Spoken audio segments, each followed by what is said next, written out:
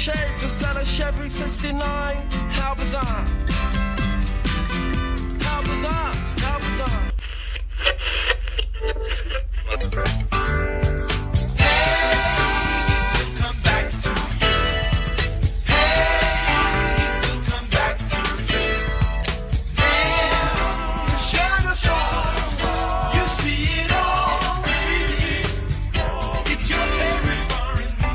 That's awesome!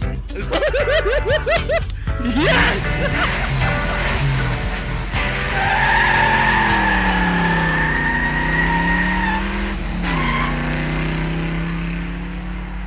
Now, shall we begin? You are now listening to an altogether less fashionable variety of soccer podcast. Broadcasting live from the capital city of Columbus, Ohio. Welcome to ACES Radio. I got the new wings with the Zima flavor sauce. I don't believe in God more than you know this. Hashtag probably riding cock. They're in your face, they're a little different. I think it's super cool. I love them. Jamie, ignorant slut. Hold on to your butts.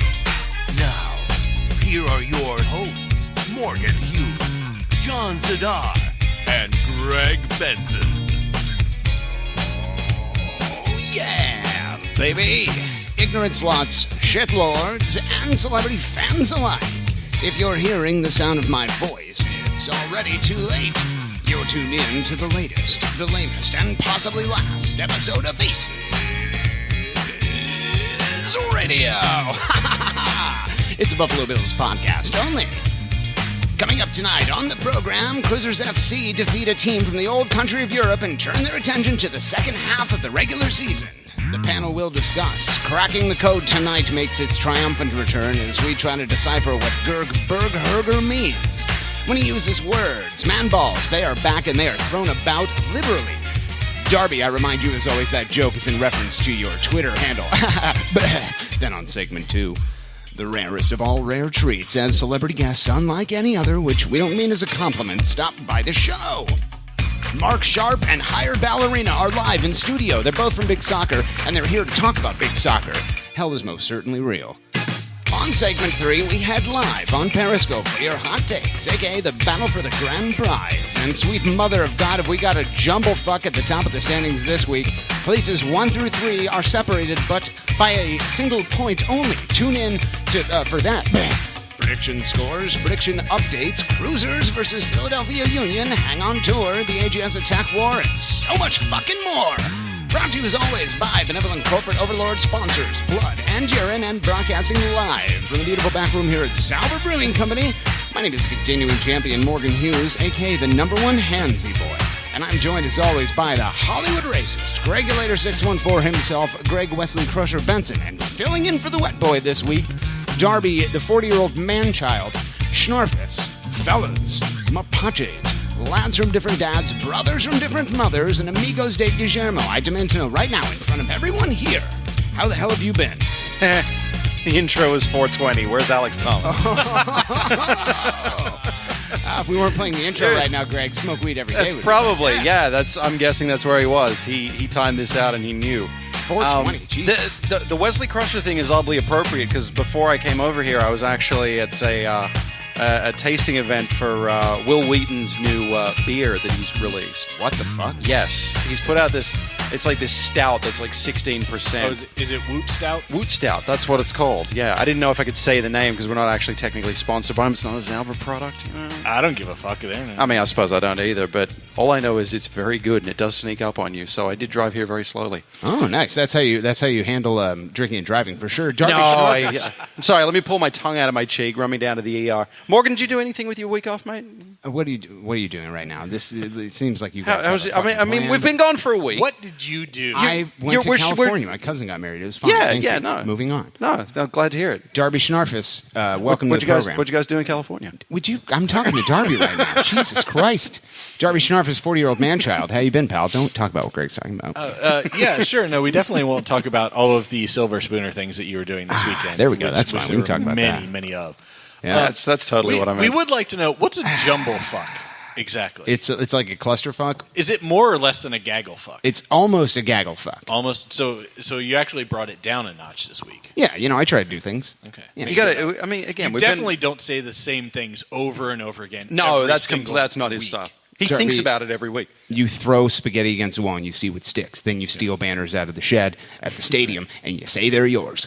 People say they throw spaghetti against the wall. I thought it was feces you threw against the wall. Isn't that how that goes? How dare you? This is a Bills podcast. We don't have any pieces of housekeeping because nothing of interest happened to me within the last 2 weekends at all. Absolutely not. Despite what pictures you may see of Pam wearing a ring. How'd you do with She foot wears golf? rings sometimes. Glad you pointed hey. Glad you pointed out the elephant in the room that I certainly wasn't hinting at. Actually, let's go. Let's quickly name the metric gaggle fuck of celebrity fans we have in our presence tonight. We have R.P. Gardner. You'll know him from that creepy guy who stands near the toilets at the parking lot. We have, what was your name again? I forgot. Justin Kales. Is that your last name? Justin Kales, welcome to the program. He does look Caucasian. We have hired Ballerina. Looking forward to talking with that piece of shit on segment 2. Spoiler: that is definitely not how you spell it or pronounce it. We have Mark Sharp. That guy's just extremely loud. It's going to be very difficult for you two to share a microphone. And none other than celebrity shitlord Solanum X. Nope. Ah, shit. That just plays automatically. Sorry about that. Back to you, Darby. That's right.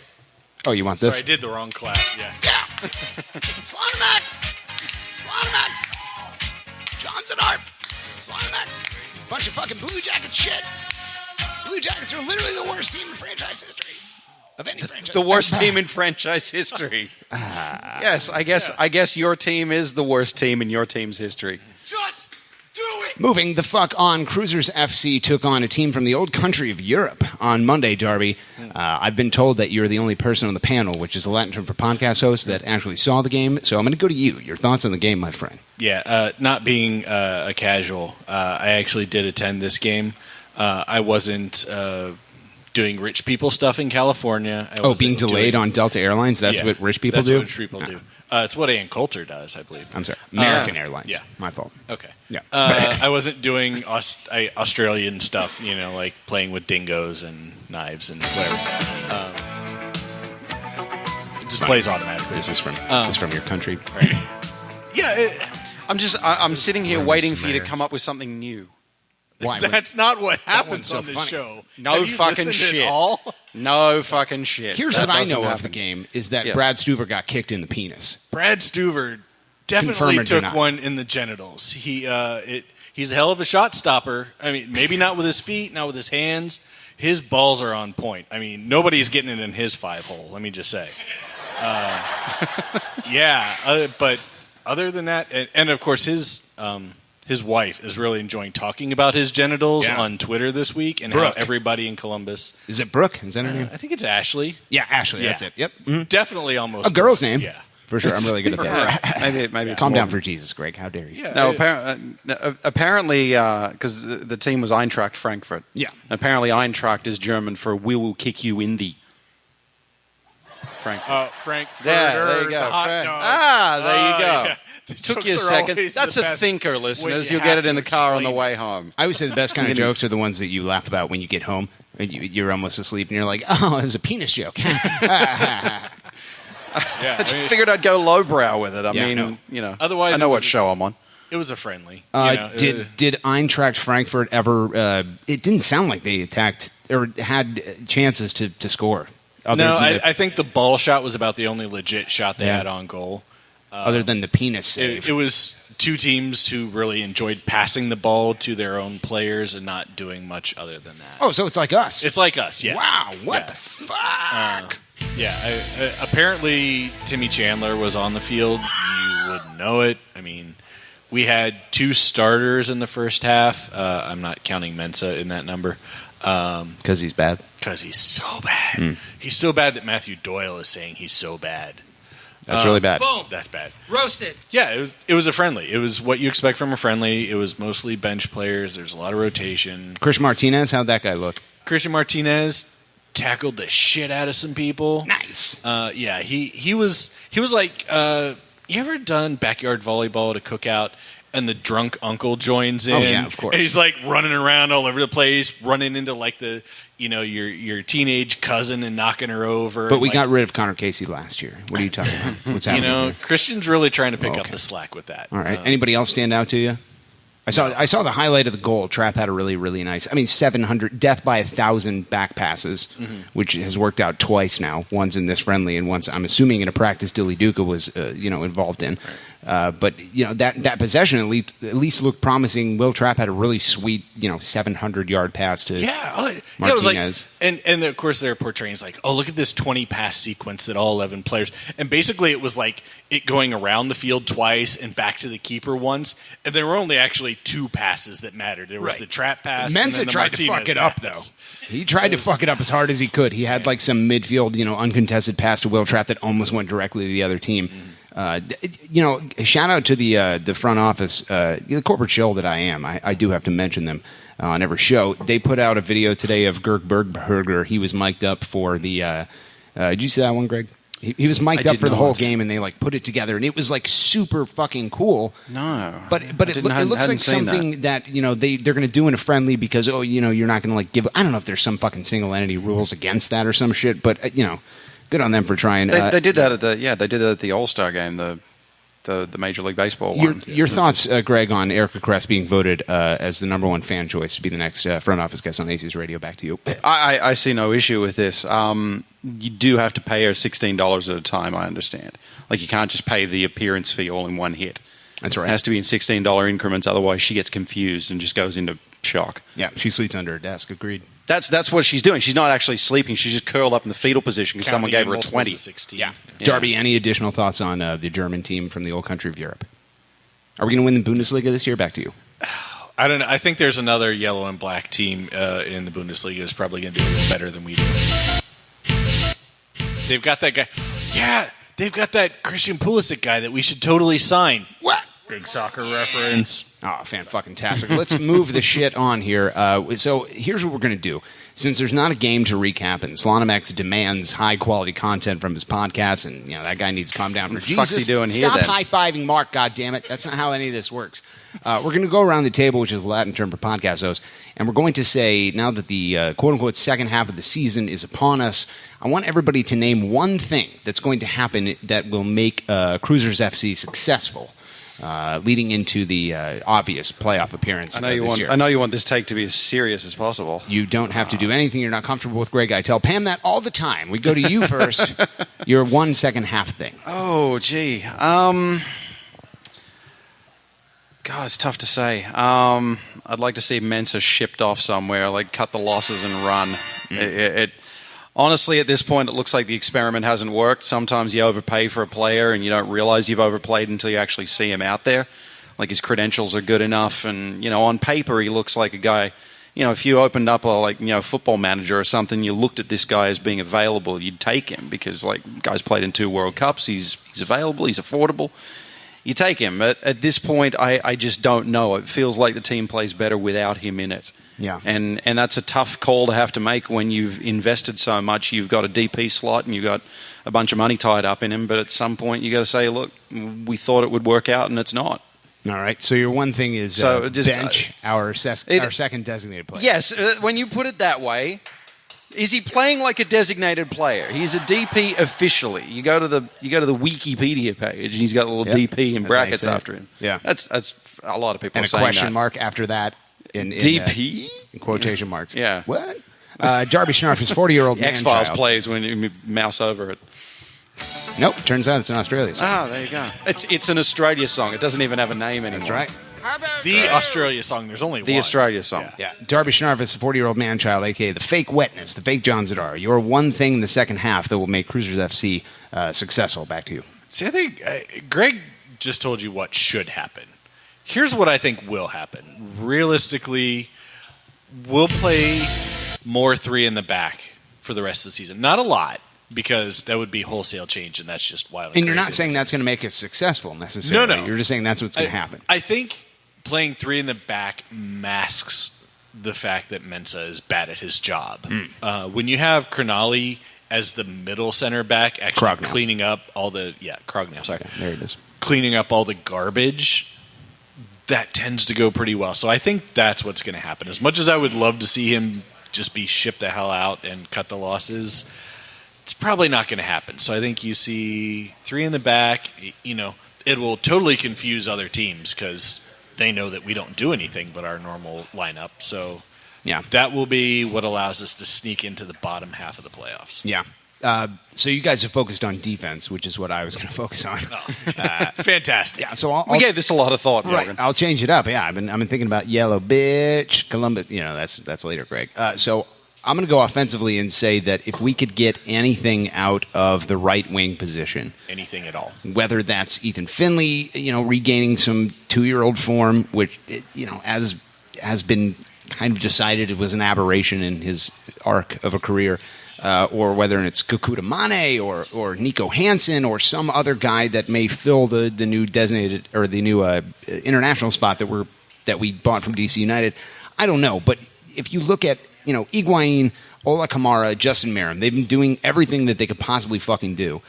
We say it all the time on this show. Like, if you said before the season you're going to have like 3 16-goal scorers and a combination of like 32 assists, you'd sign up for that every day of the week. If we can get anything out of the right wing and maybe something that you guys alluded to comes to fruition and that we don't allow 7 goals a game, who fucking knows? Sky's the limit, right? And Darby, you know what? It's funny that I mention the international roster spot. Is it funny? It is funny because coming up is another edition of Cracking the Code. Back to you. Another edition of what? It's knowledge. What if I told you, Greg, that I introduced that wrong? Is there a scourge? I'd say there's nothing plugged into Channel 2, Morgan. Back to you. Greg?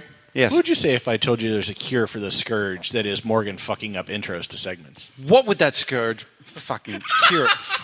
Just play the fucking intro. That's right, Greg. 3, 2, 1. And now, Whoop-de-doo. Yeah, it's an knowledge. ACES radio exclusive. What does it all mean, Panther? Cracking the Code. They say it. Everything we do is for the city. We explain it. Who we are is for the city. You reap the benefits. What? They speak English and what? What? English, motherfucker! Do you speak it? Yeah! And it's all for Columbus. For Columbus, indeed. Welcome back, ladies and gentlemen, to another edition of Cracking the Code, where we take something that probably Greg Berhalter... No, you can't, Walter. Oh, you didn't think It's I not was going to segment 3 yet. Fuck yes, I can. Was that the possum? Kyle the possum? Is that what that was? It sounded like Kyle. His voice was a bit muffled by being headfirst in the trophy. Fan-fucking-tastic. The great irony of my life is being called a front office puppet and then being tortured by puppets every Thursday. Did I ever talk? Okay, fantastic. So earlier this week, we bought an international roster spot from DC United, the Evil Empire, and we paid $50,000 in pretend money for it. And which is a lot because every time you pass go, you only collect $200. Mm-hmm. So that's take you ages to earn that much. Right? You could it's a lot of fucking running around the board. So Greg Berhalter was asked by none other than a friend of the show, Andrew Erickson, to talk about that international roster spot. And Darby, let me tell you what, I was right there. I was on the scene. And I says to myself, you got to pull out your pocket recorder, which is what we call in the industry, and you got to record this. So here's what Gerd Berger had to say about the international roster spot in 3, 2, 1. There's no secret that we've talked about it. If the right player is there, we want to strengthen the group. That's the first part. The second part of it is now all our players on our roster can be eligible on game day, and that's important. Hashtag YOLO swag 24/7 blaze. Let me smash. Man, fucking I don't know what hashtag yellow swag 24/7. Is it yellow swag or YOLO swag? We've never really I'm quite. Pretty sure it's YOLO. Yeah, because I was there, Greg. And I heard him say it. It's YOLO. That's YOLO. Okay, Yeah. because it comes out like yellow. Yeah. So That's what Greg typed into his speak and spell for that. how dare you, Greg? What's the thing you like most about that? That it was actually. I like that it was actually Greg fantastic. Berhalter Oh, or that Gerger joke. Burger What the Herger. fuck happens if we take 1 week off? No one. Yeah, we remembers take how 1 to week do off, anything. and I don't know. You go to California, I go to Minnesota, and nobody knows what the fuck we're doing anymore as soon as we get back. I'd just like to apologize to everybody that possibly listened to Massive Report last week. My God, what Why a would you do terrible that? fucking Why would you eventuality do that this? is. So Gerd Bergherger says, initially when this was released, Darby, we think, okay, we're picking up an international roster spot. We've been rumored to be picking up Andres Mendoza. He's Peruvian. So it points to a transfer window, transaction. But he says, we, at the end of the day, maybe this is just about being compliant on the roster on game day. So I go to you. You're a hot take artist. You're token liberal on Twitter, and if you're a Hen Dogs Puppy, shitting on your kid's chest. Back to you. That's definitely me and not anybody else at this table. That's right. Absolutely not. Yeah, when you first see the news, you assume, like, oh, this is a precursor to getting someone, right? Yeah. Because we all knew that we were at, well, apparently over the international roster limit. So, yeah, it was like, oh, there's going to be a thing, and it's a summer transfer window, and we need a person, so this is going to be the thing. And, yeah, then people start bringing up, well, wait, it just turns out that we're manipulating MLS rules, which is fantastic, incidentally. Yeah. Good for the team for figuring point. out some stupid bullshit loophole in the arbitrary Good for the rules. sporting director. Yeah. I mean, you want to talk a lot of crap about him, that's fine. But apparently he's figured out how to have more international players than he's allowed to have by, like, having a weird combination of injuries and loans and, I don't know, like bribes under the table or something. So, but still, the fans are going to want a player. Like, the concept of spending $50,000 just to stay roster compliant for the rest of this, and it's only through the end of this season. It's not a permanent roster spot. It's not a stupid Chivas thing. So it goes away. Yeah. So, and especially because we're actually paying something for it, as opposed to during the Hunt years where we would just give an international roster spot to the Dallas Burn for nothing, which was wonderful. It made us not think that there was collusion involved whatsoever. Not at all. No. How dare anyone? Why would an owner of two teams? Yeah. The insinuation, Greg, is offensive. So, terrible. The thing is, I guess if I were trying to crack the code, I could say that maybe Gerg Bergberger is balls deep in a contract negotiation with an entity, and he wants to put it out there to the press that, hey, maybe this is just a move that we're going to get roster compliant. We don't have to loan Christian Martinez to shitlord FC Cincinnati every weekend before a game. What do you take from this? I don't know. I feel like it might be addressing the, I don't know what the word is, unease maybe among Crew SC fandom this year about how the season's going, that they were promised a bounce back from 2016 and the results have they're better than they were last year, that's obvious, but they're not quite there. And that maybe they're buyers here at the transfer window. There's still time to make a deal happen, and maybe he's laying down a marker to say, all right, we'll at least make it so that we could do that if we wanted to. Yeah, that maybe sending a message to the fans as much as the players or the other teams in the league to say we're giving it a good go. We're not going to just write off the rest of the season. Yeah, who knows? Maybe we spent $50,000 just to make people feel better on Twitter. That's what you're saying. Stranger things have happened. Because that shit's not going to fly in big soccer, Greg. It's not going to work. I'm sure it's not, and I'm sure we'll get to that in segment 2. But dude, Kyle Cruz is going to blow your ass up if you even fucking talk about it. You even think about talking about that. He's going to know it. Hank DJ, him and Kyle, they'll get in a fight. It's not really a fight. They might be the same person. No one's ever seen them in the same place. Oh, if he wants to start with me, let him bring his kids to Hand Dogs, mate. You're going to shit on him? That was the joke. That's very funny. That's the joke. Yeah, because we played a team from Germany. Pretty sure Rainier Wolfcastle's an Eintracht Frankfurt fan. So I know that the front office listens to this a lot, and I know that Tony Aces is a big fan of ACES Radio. It's named after him. Hell, massive fan, even. Indeed. I just kind of thought of this, and maybe there is somebody on the staff that does this, but I think that there needs to be a full-time position in the Crewzers FC organization that is just focused on getting people green cards. Because then we don't have, Higuain has a green card now. And could have saved me a fuck ton of time about 10 years ago. Not you, Greg. Oh, no, you just said people. You didn't say... Not pieces of shit from multiple podcasts. Crew SC specific people, or... If you're on more than one Crew podcast, you're not eligible. How about that? There's small writing at the bottom of the contract. Well, I guess it's a good thing we're only on one. Yeah, maybe you just hire somebody in there just concentrating on getting literally fucking everyone that's from another country green cards. Sure. So that, we can just get rid of all these shithole American pieces of garbage. Like Justin Merman, that guy has been terrible. He's been the worst player on the team all season by far. A lot of people are saying that he doesn't know how to spell, and that when he tweets about the University of Michigan, it makes me very angry. Back to you. I believe his name's actually pronounced Maram. That's right, Greg. So this is the end of the goddamn cracking the code thing, because clearly none of us have done any show prep. But now the studio audience knows. And knowing is half the battle. Say what again? He's absolutely right. Say what one more goddamn time. Shit. I feel like this has been the fastest segment one ever, but we're at 25 fucking minutes. What's happening here? Back Back to you, Greg. I don't know. I've been drinking Will Wheaton stout all night. I have no idea what time is. I mean, it's not that what you call it? An unimpressive feat to talk 25 minutes about literally nothing.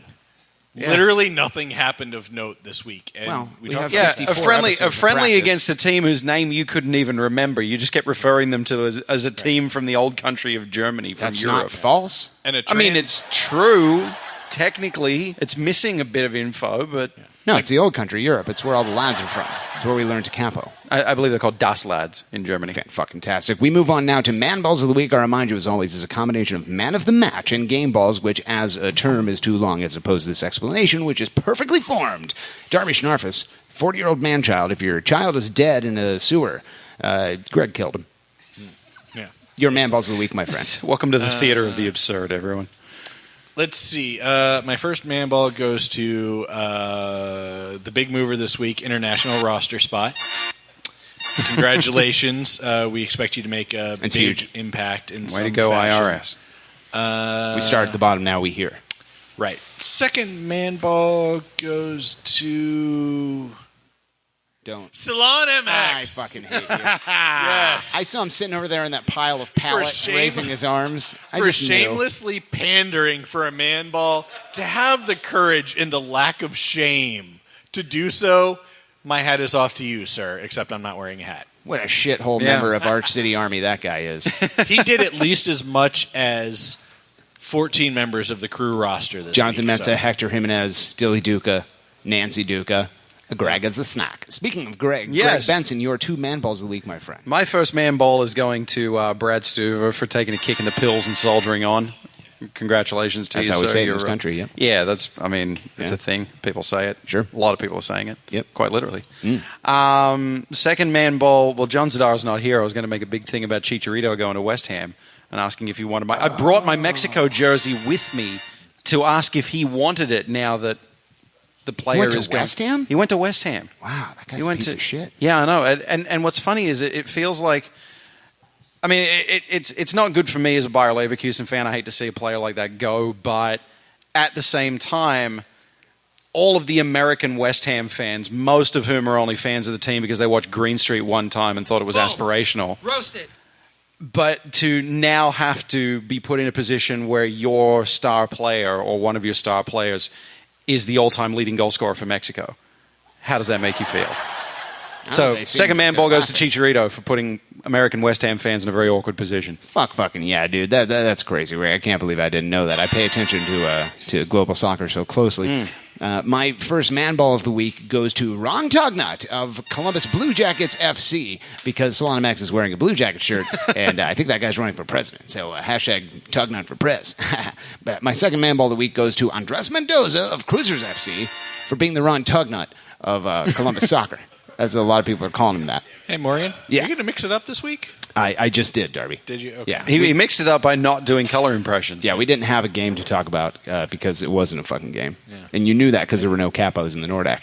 Boom roasted, boom roasted. But there were capos. If there were no capos right? in the Nordeca, was it actually a game?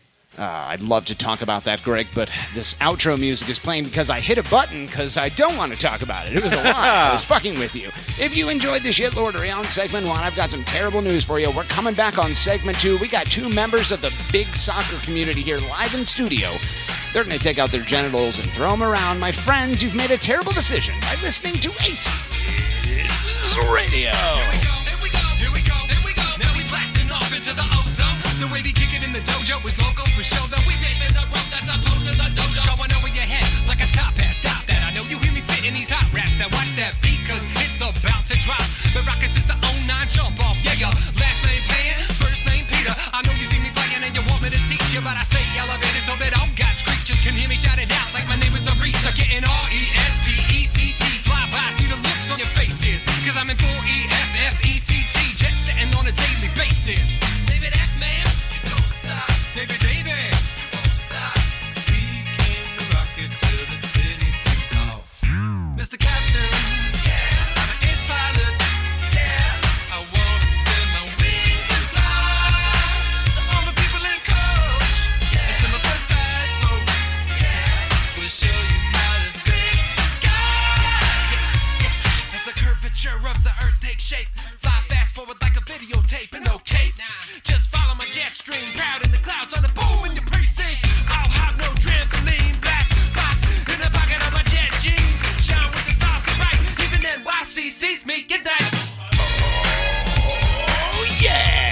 baby.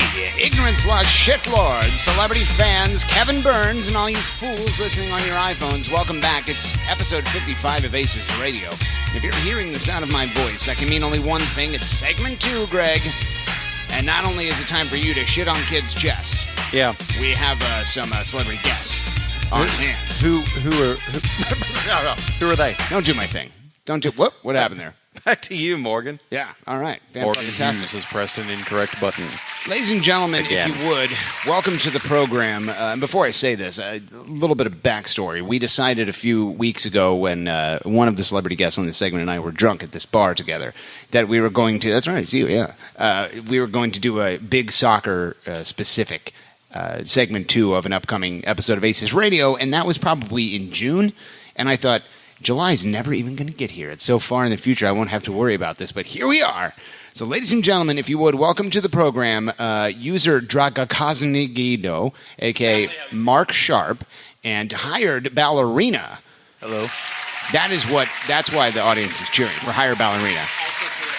Okay, you can't hear yourself at all, so you're going to need to actually get really closer to the microphone. Test it out, Rico. We should have done this. I stand corrected because I thought that Mark would not be told to get close to the microphone Mark is because one of- he is very loud. Mark is one of the loudest people who has ever lived. It's a trait in my family. Nope, you're not close enough. Do I have to eat the microphone? No, and, it's less distance and more direction, so you're talking into the side of it, and it doesn't okay, actually... so I should stop looking at Morgan when I talk. Honestly, to him. Darby, maybe You take should off stop your looking at headphones. Morgan, period. Maybe but- take off your headphones and give that me would Mark. probably improve my life greatly. Because you can probably hear and you're used to doing this because you're a fucking pro. Like, you've been a Bills fan for years. You're on big football. Oh, he's a Bills fan. I see what you did Oh, he's a there. Bills fan. You're happy O.J. Simpson got out then, right? So let's. heard about that. So can you hear yourself better? Do a mic check. Check, mic check. Nope. Match my pitch. Go ahead. So I should talk a little bit louder. Yeah. Because All right, see, the microphone is pointed towards you. Maybe pointed towards the middle. This is great radio, by the way. Everyone This is loves good. this. We practiced There this a we lot go. earlier, so this is Ah, working really well. fucking Act like you're Bruce Springsteen and that the dude E Street from Band? The Sopranos, Jennifer Aniston? like where they share a mic uncomfortably close, where you're pretty sure Max they're going to Weinberg. make out. Courtney No, Cox. not- Jared, bring no, your lips in real close here, please. No, I Van promise Zandt. I won't kiss you Robbie, much. Stevie, Greggy. much? Yeah, the Van Zandt brother. One conversation at a time. This is, maybe we should just stop it and redo This is segment 2. very In confusing. Oh, my three, God. Okay, 3, 2, 2, 1. 1. Clap. What if John Zadar was here? How miserable would that fucking guy be? Jesus Christ. Hey, so let's go. Each of you introduce yourselves, starting with Mark. I want to know your real life name, if you're so inclined, your username on Big Soccer, You just told him the real... And I how- told It's everyone fair, I've his been real revealed. life name. and how would crew fans know you? Oh, that's tough. Okay, so my real life name, as you have so graciously revealed, is Mark Sharp. It's a credible name, very boring. I love it a lot. Yeah. So my username on Big Psycher is Dragignazo, Of course.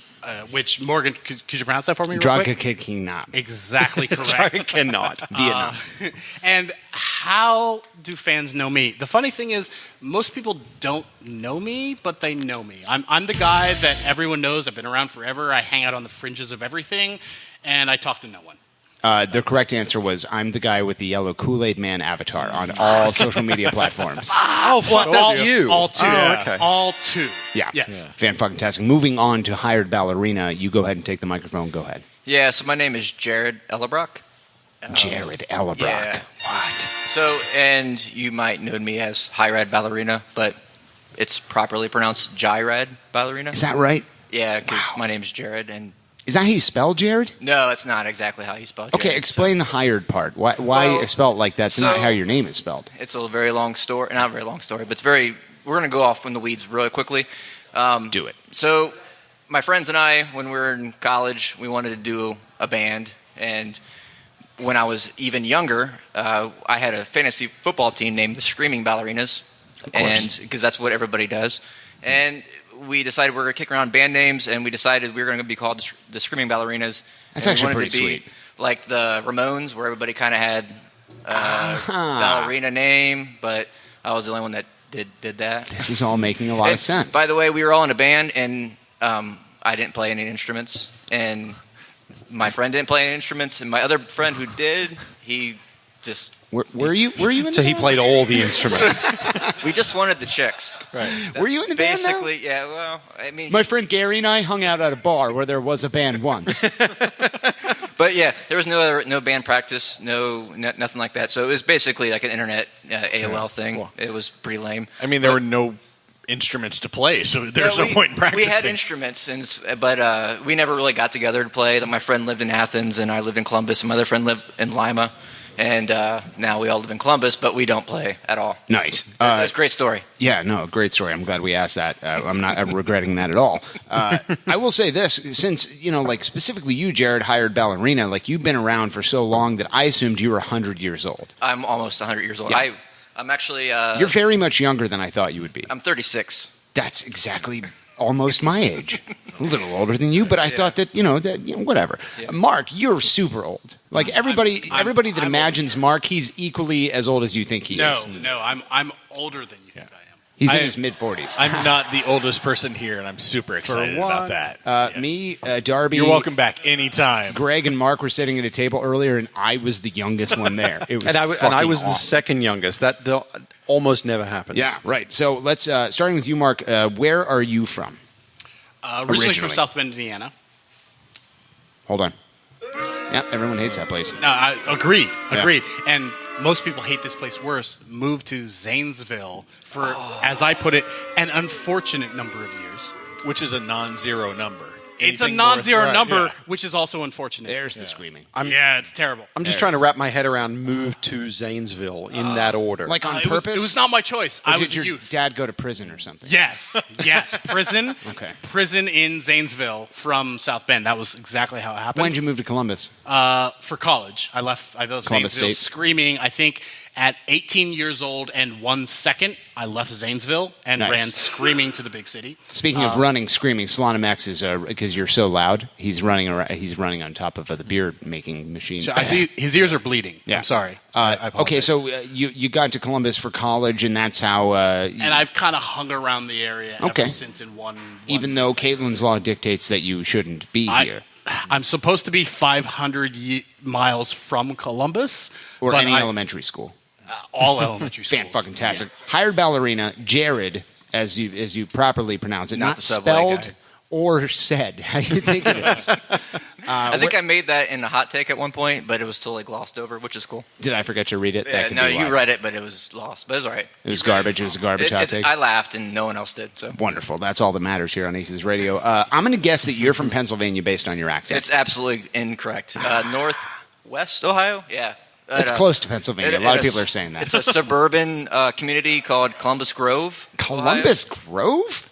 Yeah, Columbus Grove, which there's like actually we have about 2,000 people in our town, and Lots of oranges. yeah, and a lot of people know us for some reason, for multiple reasons, but mostly because we have an exit sign on I-75, and we're nowhere near I-75. Congratulations. Darby, have you ever heard of Orange Grove? No, Columbus Grove. Columbus Grove. That's what I meant. No, China Grove?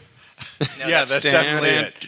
Yeah. wow, even Like, better. literally, your claim to fame is just there is an exit ramp that actually names the town. Well, yeah, there's a few other things. We have a Irish guy that lives in Columbus who is on death row and got pardoned by the Pope. Boom. Roasted. Wait, is the Pope allowed to pardon people on death row? Yeah, I'm pretty Or is sure that that- like an honorary he wrote in- pardon. pretty sure that's not how it works, Darby. We'll have It's to like, you can't kill me, the Pope said. we'll have to get with Scott Sedley and Todd Fickenberg Yeah. to see how religion works, but I'm pretty sure that's Go Google it. It's, Not it's how a it works. big how'd you end up in the in Cowtown? in Cowtown. Oh, I went to Columbus college here in Columbus. Columbus. Is that Columbus State or Ohio State? DeVry, even better. DeVry. Oh, wonderful. Does that place exist anymore, or did it like legally go Yeah, out we of like business? absorbed some like nursing school, so we went over that whole Y2K thing, and after that was cool. I like you're still we because you're alumni and you appreciate the school. Oh yeah, DeVry proud. Hey, if you want to program computers Delta, and Delta, also Delta. clean your grandmother's butthole, DeVry has recently absorbed some sort of shitty. I graduated from DeVry. In that context, absorbed is possibly Yeah. the worst word you could use. All right. Yeah, good point, Greg. Fantastic to have you back, by the way. Let's go to Hired Ballerina first. Before we get into the big soccer rings, tell us how you got into Crewzers FC. So I played soccer as a kid, like everybody did, maybe no, and then it Yeah. just kind of continued. I played until I was about 8th grade, and then my high school did not have a team after that, so we just kind of disbanded in the ether. And then all of a sudden I read in the newspaper that, hey, the Crew are starting up. Oh, that's not what we're doing? No, that's not. Sorry about that. And I sucked, by the way, playing soccer, so don't, Are you sure that your high school didn't actually have a soccer team and they just told you that they didn't? Nope, we don't have. They just sent you. They just sent you home with a note that says, "No, we just canceled the program." Just so you'd stop showing up. Jared, it's me, Coach Mike. We've gotten rid of the entire program. It's actually pretty close, except for the whiskey. I can't smell it. So. Drunk Uncle Mike. So there's no left, back in soccer? That's what the word on the street is. Yeah. So you grows up playing soccer and you says to yourself, "Self, I need to up the lads." Yeah, so I moved to Columbus, and then, throughout, hey, the Crew's there, and I became like, hey, you're the kid who played soccer in our family. And then you eventually just... over time, followed the internet and got onto the Crew message boards, which I think we're going to talk about in a second or two. But fantastic tease. It's just basically I was the guy that played soccer because not a lot of kids played soccer in my area. Not past second grade anyway. Yeah, no, it was like the thing that you like put your kids in, to like if you're a parent and like hey let the drunk guy. Coach them for a little bit, and then they went to the bar and got drunk. You and I are the same age. Like I think that anybody from that era will remember like being put into soccer as like a means to get ready for baseball. Yeah, except for I sucked at baseball too. Yeah, you're more of a basketball guy. Basketball. Yeah, I know that. Mark, you're super old. Very, very old. A lot of people are saying you're one of the oldest cats in the game right now. Some people are saying I might be Darby Schnarf's grandfather. You did say that on the patio. Can confirm. So how'd you get into Crewzers FC as an old man? As an old man, I was bored and old. No, actually, so in college, the Crew started in '96 outside my window in Morrill Tower at Ohio State. And so I actually watched... Are you an athlete? Why are you in Morrill? I'm in Morrill because that's the best way to be. Okay, but I was in Morrill Tower because I don't know. I don't remember why that's the way they put me. But anyway, so they started the league, and I was actually in attendance for the inaugural game, and I was like, oh, this is great and everything. And then I got to the shootout and all the nonsense they did in the yearly league, and I went, what the fuck is this nonsense? And I kind of went, turn off, this isn't soccer. So I kind of ignored the league for a while, and then in '99 when they opened the stadium, my ex now and I, we went, well, let's give this thing another chance. We went to the games, and we used to sit up. We'd get just the game day ticket and sit up in the B deck. Yeah, B deck on the west side, right, to be away, and we'd watch, and we're like, oh, this is actually kind of cool. So then we picked up season tickets, we started going. Then we said, hey, you know what, we can see down on the other side that in the middle, those fancy yellow seats, there's all this yellow space, or there's all this open space or whatever. So we got our season tickets down in 106 the next season, and for many seasons after that. And my original season tickets were literally, I think it was row 15, seats, I think it was 24 and 5, which are literally split by the midfield stripe. It seems unnecessary to remember. It was genius, and it was one of the reasons that kept me from participating in the nonsense of both the original supporters groups before the stage came and Nordeca, because I'm not leaving these seats. These are amazing. Yeah. And then we moved down closer to some other rowdy people that were in our section to just be rowdy, and we used to like to consider ourselves the PG-13 family-friendly version of Nordeca. We used to try to get chants going and get people involved and get things spread around the stadium, but with less vulgarity. All right, so you were led by Capo Von Siegel at Fort Knox. Yeah, crazy, but we were kind of our own capos. And then the unfortunate 2004 to 2007 era happened, and those people scuttled off, and then Jesus, so you're going to do the whole thing? Are you going to go up to modern day? And then in 2006, did you not want the story? Exposition like a motherfucker in this film right now. I went to bed that night in 2007. I says to myself, I'd like some pizza, so I ordered from Domino's. Right. So, I wore an onion on my belt, which was the style at the time. Grandpa Simpson, very funny. All right, I'll shorten this shit up then. So I've been a longtime supporter of all of the supporters groups. I've been a member of each and every supporters group, either every year or simultaneously. I've even been to being a member at some point or another. So you're like the founding member of the Cunningham Club. I'm a founding member of everything. Nice. But I always supported everything, but I've never been that involved because I've always been kind of on the outskirts and always kind of on the edges. And, of course, I didn't want to sit in the corner because my seats were amazing. Yeah. Well, supporter support. It's what they do. I've heard Dom Tiberi say that, and he's the insider. So let's get into the meat and potatoes of segment 2 and transition to big soccer. Now, let me preface this by saying that I believe that big soccer is unjustly given a bad name by a lot of people in both the Crewniverse and the soccer universe, the greater soccer universe. Now, that isn't to say that there haven't been like shitty fucking things that have happened on big soccer, just like any collection of humanity, right? So start with you, Higher Ballerina. Tell us in 400 words or less, what is big soccer?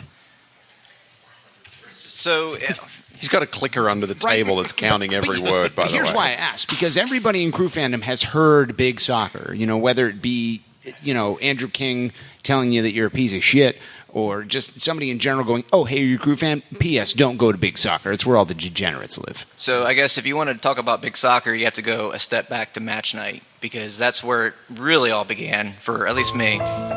And I don't think we're doing that. No, we're not doing that? No. Okay. This is definitely not going to be 400 words. Yeah. So match night, I'm not sure how I came across it, but apparently was the place to go at some point in my life to talk about crew soccer, and that's just where you went and we were talking, and then all of a sudden people were talking about big soccer. Like, hey, there's this big soccer place out there that people were ripping people's new assholes out there, and talking about Jeff Cunningham and Edson Buttle, and like, who are those guys? Yeah, because we didn't talk about that on match night. It was very playful. So about I think it was 2004. I went over to big soccer and just kind of see what I was. And Bill Archer just gave me the greeting, and then as far as and it was a place for me to go to follow the crew and kind of get a little bit more than what was on thecrew.com, and which was literally nothing and still is literally nothing. And as far as if you want to know where the Giant Eagle, where to get your the people to sign your autographs and whatnot, that's basically where you go for that. But I mean, to get the insider, as Dom Tiberi would say, that was and we would go there and really it's a reflection of the crew itself. Yeah. If you hold a mirror up to the crew fandom, that's big soccer to me. I mean, it's basically a collection of people. You get everybody from, people like me to crazies like, Crew Kyle Fighter. Crew. Kyle Crew. Eggy, Hang the DJ, my chef. Oh, wait a minute. Nope. Hold on. That's not the button. There it is. Yeah. Sorry, you mentioned Top. Hang the DJ. Fushino. Boom. What was his name? No, I think that to tell people who don't know, Big Soccer's a message board. It's a message board. Yeah, that's correct. And I think In everybody the classic billboard message board type stuff. Yeah, and I think everybody is at least familiar with the concept of a message board, but maybe everybody in crew fandom didn't live through the message board era of the internet. Because they're not as old as me? Exactly, because you're very old. Backstory, that there were things called listservs back in the day, and it's basically in modern terms, an email distribution group, right? I have one for Tifo Sweat. Listserv was the same thing for, or whoever runs Tifo Sweat rather has one. Whoever that is. Yeah, whoever that is. The millennials' eyes are glazing over at this point. Sorry, Greg, back to you. So it all started with listservs, and then it went to like these boards, and then message board era came up. You mentioned Matchday USA, and that was certainly something. Soccer boards. I think soccer boards became Big Soccer at some point. Now, all of that stupid history aside, it basically jumped up right when we had the World Cup in '94. There was a listserv that was, I think, North American Soccer, and that kind of, once all of the MLS teams were going to start, there became listservs within North American Soccer that for each team, and that's kind of, it necessitated like a bigger thing. Mark, I'll ask you, now that we have a proper backstory from the lads, what's a reputation of Big Soccer? Now, people are talking about it all the time, and they say a certain thing. Well, the interesting thing about Big Soccer is it has several reputations. There's the internal reputation, and the funny thing is the crew board itself has its own reputation within Big Soccer as a place you do not want to tread unless you come in a conciliatory manner, because we will fuck you up. Because it's an eat your own kind of world where we destroy each other, we eat our own, but don't you dare talk bad about my brother. right? That kind of thing. But only recently have we heard a lot of this, big soccer is the worst place in the world kind of. That's what I'm talking about. about. That's the part where we've been hearing this, or I've been seeing this a lot on social media, and I kind of don't get it. And that was actually the conversation that we were starting to have back in June that started this podcast, was that I don't understand why there's all this hate and focus on big soccer when, quite honestly, they all suck. And they're all the same thing. And they're all terrible. And Who's they? All of the immigrants? People. Mostly the immigrants. Okay. Right? Mostly Greg, the Australians. Specifically the Australian immigrants That's are fair. the worst. Yeah, we are terrible. We're We're here to steal your jobs and your women. Yes. True. You can have my job. Do you want my job? I don't My know. job's What do you do? I'm a network engineer. I don't even know what that is. Exactly. You want to do it? Not really. No, because I have a lot of stuff to do next week. It's terrible. No. The idea is to steal your job, not be fucking offered it. Oh, fuck. Yeah. All right, let's go back. Wait. One, 2, 3, clap. Clap. Yeah. Okay. I believe the phrase that I used while we're off the air was referring to sort of big soccer and Reddit and Twitter and a lot of these different platforms as being different strains of the same virus. Yeah, and the only difference is if you've been exposed to one before, you've built up an immunity to it, but then you go and get exposed to the next one and you catch the disease all over again, or it seems. True. And that's what makes them seem different. They're just different. That's sort kind of fair, and morphs. so I guess that's something. And to the why do I stay on big soccer is because I'm already immune to that disease, right? Like and you've been there enough to know long enough to understand the. See, one of the things that I think about, and we'll go back to Higher Ballerina here in a second. So get that goddamn microphone out of your face. Everyone's tired of you. Blah. No, I don't know what that was. One of the things I think that if you meander to big soccer and you look at the front page, you look at, here are the top 15 threads right now, right here, the top 15 most recently replied to threads. Like 10 of them are from 2003. So you're like, I'm not going through 800 fucking pages of this thread to know what the fuck Scott or Kay Gilbert is bitching about right now. So before you throw this to Jared, I have to I do not go anywhere in big soccer besides the crew forums. Personally, I don't. Others do, but I've heard it's terrible out there. Especially, don't go into the U.S. men's national team forums because even data and analytics. No, it's awful. Well, I don't know. I don't go there. I just hang out in the crew forums. Really, it's a very small window in the world that I hang on to.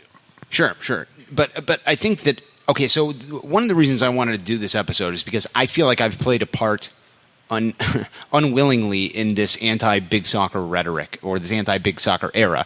And the only way I can think to describe it is one time Yvonne came up to me in the parking lot at the mega tailgate, which is far superior to the mini tailgate. And she said, I just was walking past a group of people. Unless you're an Oompa Loompa. Who were saying that they thought maybe they should kill Alex Stanek.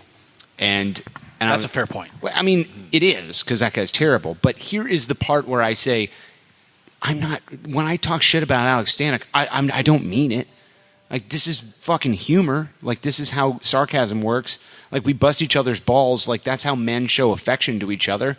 That's literally how my brothers and I communicate, like movie quotes and saying that you're a piece of shit.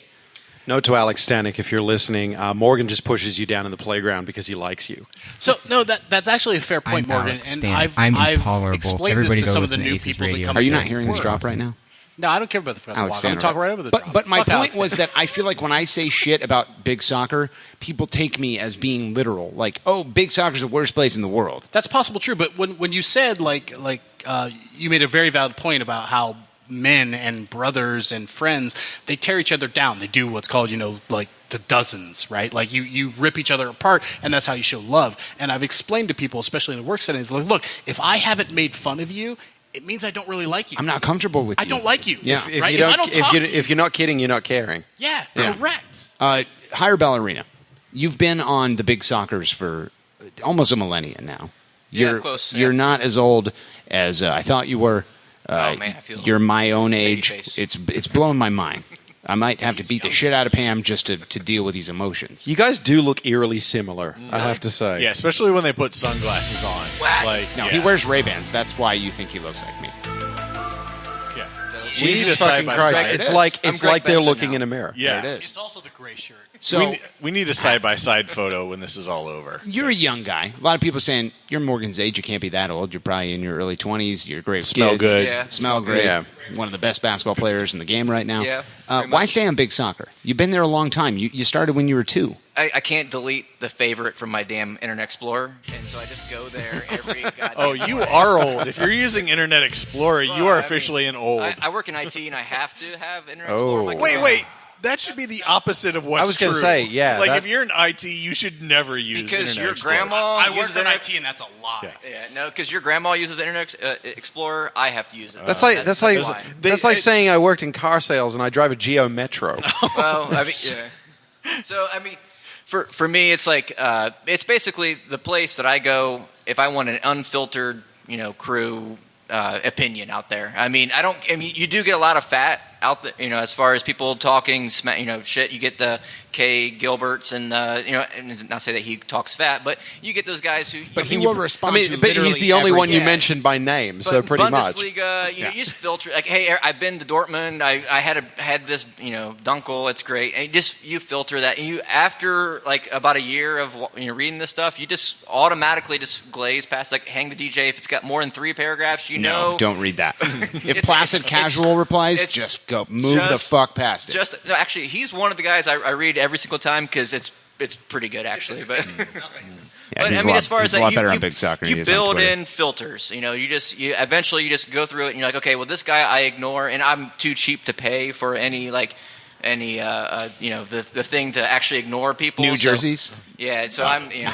Oh, It's free now. Yeah, it's free. Oh shit, my life has changed. says Morgan while wearing the Barbasol shirt. Back on the rails. Yeah, but then I wouldn't know to ignore them if I ignored them. But as far as I just kind of glaze through and I read what I want to read, and then I get to I get to the people that I say, hey, okay, that guy's good. I read that and I read that, and then eventually I'm done with my day and I go fucking look at porn the rest of the day. There you go. So As you do. Let's say this: all of us sitting at this table right now, and table is a Latin term for podcast hosts. We all have one thing in common: we're like 35 or older, right? So we used to speak the language of message boards. And I know that most of soccer fandom is not 30 fucking 5, right? They're not. Certainly not in this city. Right. So, we have this thing. We remember the golden age of the internet, and I don't say that in that it was better, because it was most certainly fucking worse. But it was a time before the internet knew how to monetize itself properly. So message boards are kind of a relic of that. So we kind of look back on it like with rose-tinted glasses. And I think back to the not just Big Soccer, but like the Ohio State ESPN message boards that I used to be on, and it kind of makes me feel warm and fuzzy, and that keeps me coming back. So I mean, like Darby, you're not like a heavy Big Soccer user, but you're certainly aware of it. Mm-hmm. But you also have the perspective of an angry millennial that hates things that they don't understand. So I mean, like, how do you feel about Big Soccer? Give us an alternate take here. No, I think I get what you're saying in the context of. So actually, I did look. The first time I logged on was August of 2016. So if you saw somebody with my username, somebody stole my shit. Yeah, I think it definitely is an old boys club, right? Like I doubt you get many new members on a regular basis, because you look at that and you see like, oh, here's this post and it's on page 40 of comments. Yep. Like, how do I jump into this? How do I do this? And from the message board days, from the dial-up bulletin board days, like, you just have to jump in at some point and you shout into the void, and people ignore you for months, and eventually, if you stick with it, until your post count goes up past like 20 or 30, and then people start replying to you, and you're like, "Oh my god, they actually know I'm a thing."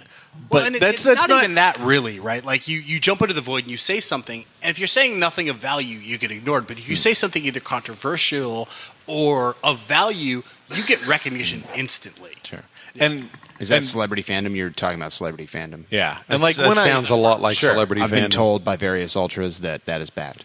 Yeah. Yeah, like when I posted, I got some responses, but it was because people knew me from other venues. But no So, reps. You got no reps. I've got like 3 reps, I think. American maybe. Brummy just 2. reps No, I have everything. Don't 2. worry I'm about sorry. that. It's And it was because I was talking about Marion's Pizza in Dayton, which was really like that's.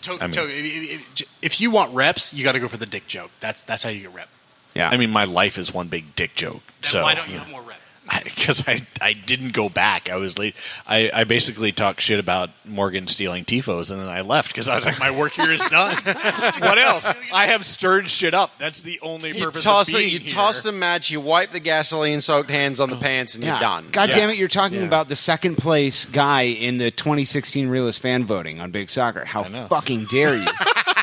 Yeah, no, I think I posted the picture of the Kirk Urso tifo. Oh, you son of a bitch. Yeah, I did that shit, and I was like, that's it, I'm out, I'm walking off. Oh, when it went back Let up. this place burn. Nice. So I just wanted to make a quick comment about the Realist fan vote. Yeah. So and how I'm going to win it Yeah, this year? talk about Yeah. that, because I would like to hear about what that is. So I don't really know the origins. It's kind of like mysterious and swirls in the water. But as far as when I was looking back on my history on Big Soccer, I did some searching over the past week. And back in 2007, when Match Night went down, there was a thread on Big Soccer that basically all the refugees, if you will, moved from Match Night to Big Soccer. And during that conversation, you had people like Hang the DJ and Eggy and some of the other guys who've been more vocal in the past. They're basically doing their thing that they do now. And during that conversation, it was mentioned, hey, the Realist fan vote, and Hang the DJ was like, hey, I didn't win this year, but I'm going to win at some point. And that was back in 2007. So what he won it, in 2016? Yeah. So fuck that guy. Yeah, I 9 know. year later, it took him to win It's it. over. Right. Realist fan my ass. That's right. Well, okay, so it's the year of the continuing champion, is what you're saying. So you're right. Okay, Morgan, cue up the X-Files cue. All right. Because Jared and I both came from Match Night. That's the correct. That's the that correct plays draw. automatically. Well The wrong done. one? Oh, well sorry done. about That is the correct draw. Exactly. You're good at this. Yeah, I can press buttons. You can press all the buttons. Can we talk, why is it Realist IST instead of EST? Okay, so here's part of the thing, and I think maybe Jared doesn't realize the Realist Fan Award is not something you want. It's the wooden spoon. Everybody wants award. an award. Well, everyone wants it, but it's the wooden spoon award, right? You're the Realist fan because you're the fucking cock monkey of the week. Yeah. That's what the Realist the Fan year. Award is about. You're the of hottest year. hot take. Okay. Right? Yeah. And so Hang won it because of his recent rant against everything Crew SC for the last 2 years, and that's why he won it. Not because he was right, not because he was respected, because people were like, dude, shut the fuck up. Realist Fan is not an award you want to win.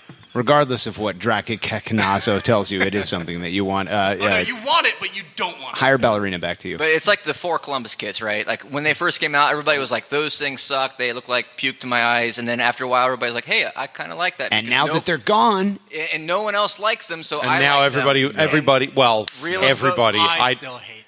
Darby and I seem to be the last holdouts on that one. Fuck There's no those- fuck fucking those way. jerseys. all right. Well, no. before we get on to like specific users, I do want to say like when we wax on poetically about the passage of the era of message boards, there's no need to lament the passage of the era of Big Soccer. That's not what I'm saying. I'm not being like, things were better back in our day kind of guy. But I will say that place holds the history of our team and our fan base. And there are very few places you can go to learn about things that you may not have been there for or don't remember, to refamiliarize yourself. It's an important place to me. And that isn't me saying, hey, go to Big Soccer because your fucking brain isn't going to melt, because it probably will. At some points. Look at Mark. He's sitting there like drool coming out of his mouth. That fucking guy, Jesus. He's probably been dead for 5 years. He doesn't even know it yet. Isn't that what Steve Cirque is for? Like he is the living institutional memory of the team, except for those like 2 seasons of but Cirque's journal been going entries to he a lot of lost. fucking baseball games recently, and I've seen too many first pitches on Instagram, Darby. I'm tired of it.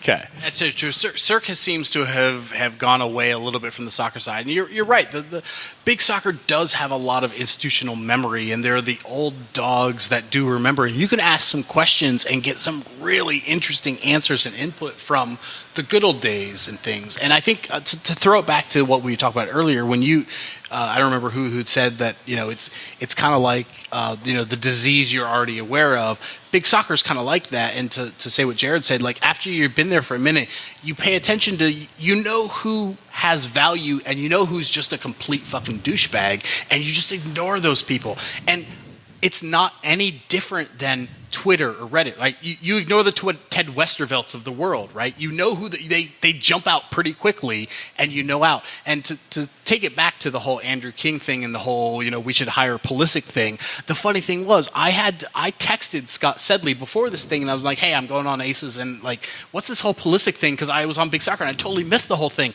And he explained it to me, and I'm like, oh, I know why I missed it, because I was already ignoring that user. Because he's already proved himself to me to be a complete dumbass that I don't want to hear anything out of his mouth. Yeah. So, okay, let's move on. Hire Ballerina. Exactly. It's exactly pronounced and spelled how you think it is. Pretty much, yeah. You're close. So let's talk for a minute, and we'll quickly do this because there aren't that many moments to remember. But looking back on your life on the Big Soccer message boards. For people who have only heard of Big Soccer as like a concept and haven't dived deeply into the 12-foot deep section of the fuckboy past, talk to us about like your favorite memories, some things that jump out, some users that should be more well known than they are. Your Bill Archers, your Dan Loneys. Back to you. Yeah. So I guess for me it goes back to like 2006, 2007ish, where we were, we weren't so good, but then all of a sudden. There was a lot of postings about the supporters sections and stuff like that. People were posting pictures and different things like that going on. And then I think we have a celebrity fan. Motherfucking Pam. We're in the middle of talking about the history of Big Soccer. Did she literally walk in the door, kick her shoes off, leaving them all the shit, and then walk over here? Yeah. She burned a pizza on the way in. Really Doran's in a car outside in the parking lot just going, all right, 5 minutes, hurry the shit up. Someone who's made a lot Doran can't do. Yeah. Making her first appearance since episode 1 of ACES Radio. On episode 55 is Dirty Slut Pam. I literally was like, let's not be shitty for a second and talk about Big Soccer as like a good concept. And then you walked in and you're like, I texted you like 7 times. And you just bitch, my phone fucking broke. User Pamela Lynn Hughes, everyone. Because I'm also in the future. There it is. She's not wearing an engagement ring, Greg. If we were engaged, I've noticed that. One. I've noticed that. Girls wear rings at weddings. She immediately changed her mind. Let's do a reset. I hear she smells bad and she's terrible with children. That's what people say. Hold on. This is international soccer celebrity Chris Doran, and you're listening to ACES Radio. Fan-fucking-tastic. Thanks, Chris. Hired Ballerina. Back to you. So back, as far as what I was rudely interrupted by a beautiful woman walking by. But anyways, dirty bitch. Which is weird. I'm sorry, I knew you just did a reset. But as someone who's been on Reddit and has roasted people anonymously for a while, it's kind of strange. Yeah, seeing Pam in real life. Right. You're like, oh, I've talked so much shit about you, and now I have to look you in the eye. Like all of the things that I say about Pam, like the anger I use towards her is just part of my personality. Like I could never be in a relationship with somebody that took themselves seriously or couldn't be called a slut and then just like not even notice it. But like the things I say that she does are all fucking true.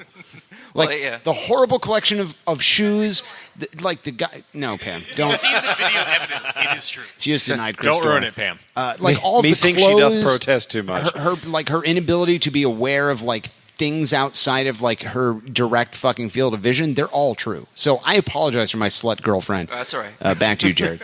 If I had to apologize for my wife every time, we'd be here all day. Oh, so he's married. Sorry, ladies. So we. Back to Big Soccer and kind of the supporters culture. So back in 2006-ish or so, some people were putting some videos about V Army online, and I took a collection of those and put them on my screensaver at work, so it flashed through occasionally. And I became like the crew guy at work. I'm sure everybody else has. Everyone here is that guy. Everybody has been that fucking guy. crew guy at work. Yeah. So anyway, 2008 happened, and which we won the cup, and that was a pretty good day. Nice. And my workplace decided to freeze our desktop photos because there was something about IT security, blah, blah, blah. And John Clem's photo had been forever emblazoned on because that just happened to be up on my desktop at that time, which I didn't know who John Clem was. It was a pretty actually cool picture of John Clem. Like his head was like pointed down, his arms were up in the V Army salute, and there was like a V Army flag behind him, and it was kind of like symbolic. And I thought it was cool, so I didn't do anything about it. But anyways, I don't remember. Fast forward a couple more years later, and my boss at the time, and I worked for an IT institution here in Columbus. Many people might know about it, but anyways. All of a sudden, John Clem's name came across my desk as far as a resume to be employed at my place. Oh, God. And I didn't immediately know. Like I didn't say, "Oh, boom, big soccer, that's that guy." But it was like it tickled me, and then I read his resume, and hey, it makes sense and stuff like that. So I passed it on to my boss and said, "Hey, talk to this guy. This guy might send." And my boss actually was a photographer for the Spanish Dispatch. So he had a relationship with the crew as well, and he was what a he was small like, world. "I know that guy," and I was like, "Yeah." And so we go into the interview and we talk to him, and you ask him all the IT questions stuff like that, and John passed, and also at the end, my boss was like, "Hey, are you the guy in the North End that hits the drum or does whatever?" And he was like, "Yeah." Oh, goddamn! It was a very subtle yeah, I did that. I'm that guy. But when people say that John Clem ruined the Nordic, and they're right, but people say that a lot. I've heard it on the streets. Fantastic hot take. That's what they're talking about.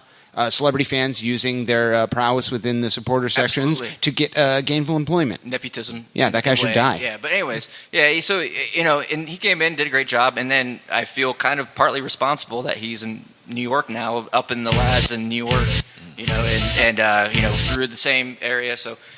You can blame me. Yeah, that's not blame. You're saying we should. So you got him out of Columbus, is what you're saying? Yeah. I guess in the silver lining, you can say that. Schnaub 17, Kool-Aid Man, yellow Kool-Aid Man, as they say. Give us some of your favorite memories and talk about some users on Big Soccer. So, I mean, Jared brought up Eggy. Oh, my God, I haven't talked about Eggy in a million years. There are so many names from the past that very few people even But say it in a way that other people would understand what you're talking about. I can't post anything that Eggy would say. I think that as far as I have a terrible memory and I don't remember people, and you can ask my girlfriend. I'm a terrible human being. I remember nothing. Yeah. Pam can attest to that, right? We're men and we suck, right? We're terrible. Yeah. So. My memories of Big Soccer are more amorphous and kind of this like cloud of like history that I see kind of when I look in the past. And I think the biggest thing that still sticks out to me is the Sheep League. And if you do not join Big Soccer and join the Sheep League, which seems to be dying, please save the Sheep League. Save the Sheep League. It is the greatest thing you've ever seen in your entire life. It's an amazing thing. Yeah, you won't win it. Don't worry. No, there's no winning. There's no winning because pretty much there are 3 people that win it every year. It's fucking and garbage. It's much like our elections. It's rigged. So, ACES Radio getting political. Right. Big Soccer is, like I said, it's the place to go and to weed through the shit to get to the stuff that's important and have a lot of fun along the way, right? And there's a lot of people, in fact, like Token Liberal, right? Like Darby, I misremembered you, and there may have been a user before that had your name, but I misremembered you as a long-time user, right? Like, so there are these people that like I have in my memory, and some of them like, Hybrid Barrel, that came from Match Night. Like, I know those people. And there are some, I'm trying to remember, Hang the DJ was one who disappeared forever, and then he like popped up again, and I was like, yeah, I remember you forever, and we reconnected. That was when he went to jail for child pornography. Not everyone has for 2 the years. internet in jail like John Clem. There's still a trial, so it's unfair to say that he was convicted. There's still Convicted? things going No, on. never convicted. No, never convicted. Yeah. Right, but Yeah, go ahead. Own goal hat trick. You remember him with the banana? So, all right. Anyways, Bill Archer, I think There you go. we're going to fail in this podcast if we don't mention Bill Archer with Big Soccer. So if no one Monkey actually, smoking a cigarette. yeah. So he is the grumpy old man of Big Soccer's. I think a lot of Godfather of Big Soccer. yeah, and I think a lot of the ire that comes on Big Soccer kind of is directed towards him and whether or not he's a real person. I'm not here to say, but at the same time, I think he kind of is Big Soccer to me. Like he is the grumpiness, the jaded, just the pissed off person that just posts and All the history. yeah, absolutely. I mean, as far as I don't read any of his blog posts, But is he though, dude? I was saying this earlier on the porch. Like, maybe it's just like confirmation bias, but I don't ever remember Bill Archer being fucking wrong about everything, though. So if you're like, oh, he's grumpy as shit, like the guy's usually making a good goddamn point. No, absolutely. I mean, and that's the thing is like he's probably the most articulate out of all of us. Everybody else we're just kind of drunk, like keyboard Nazis. Just. That's how I think of myself. Yeah. But as far as he's the one that actually puts the coherent, shit together and gets paid for it or whatever you do for blog, get internet points. But Yeah.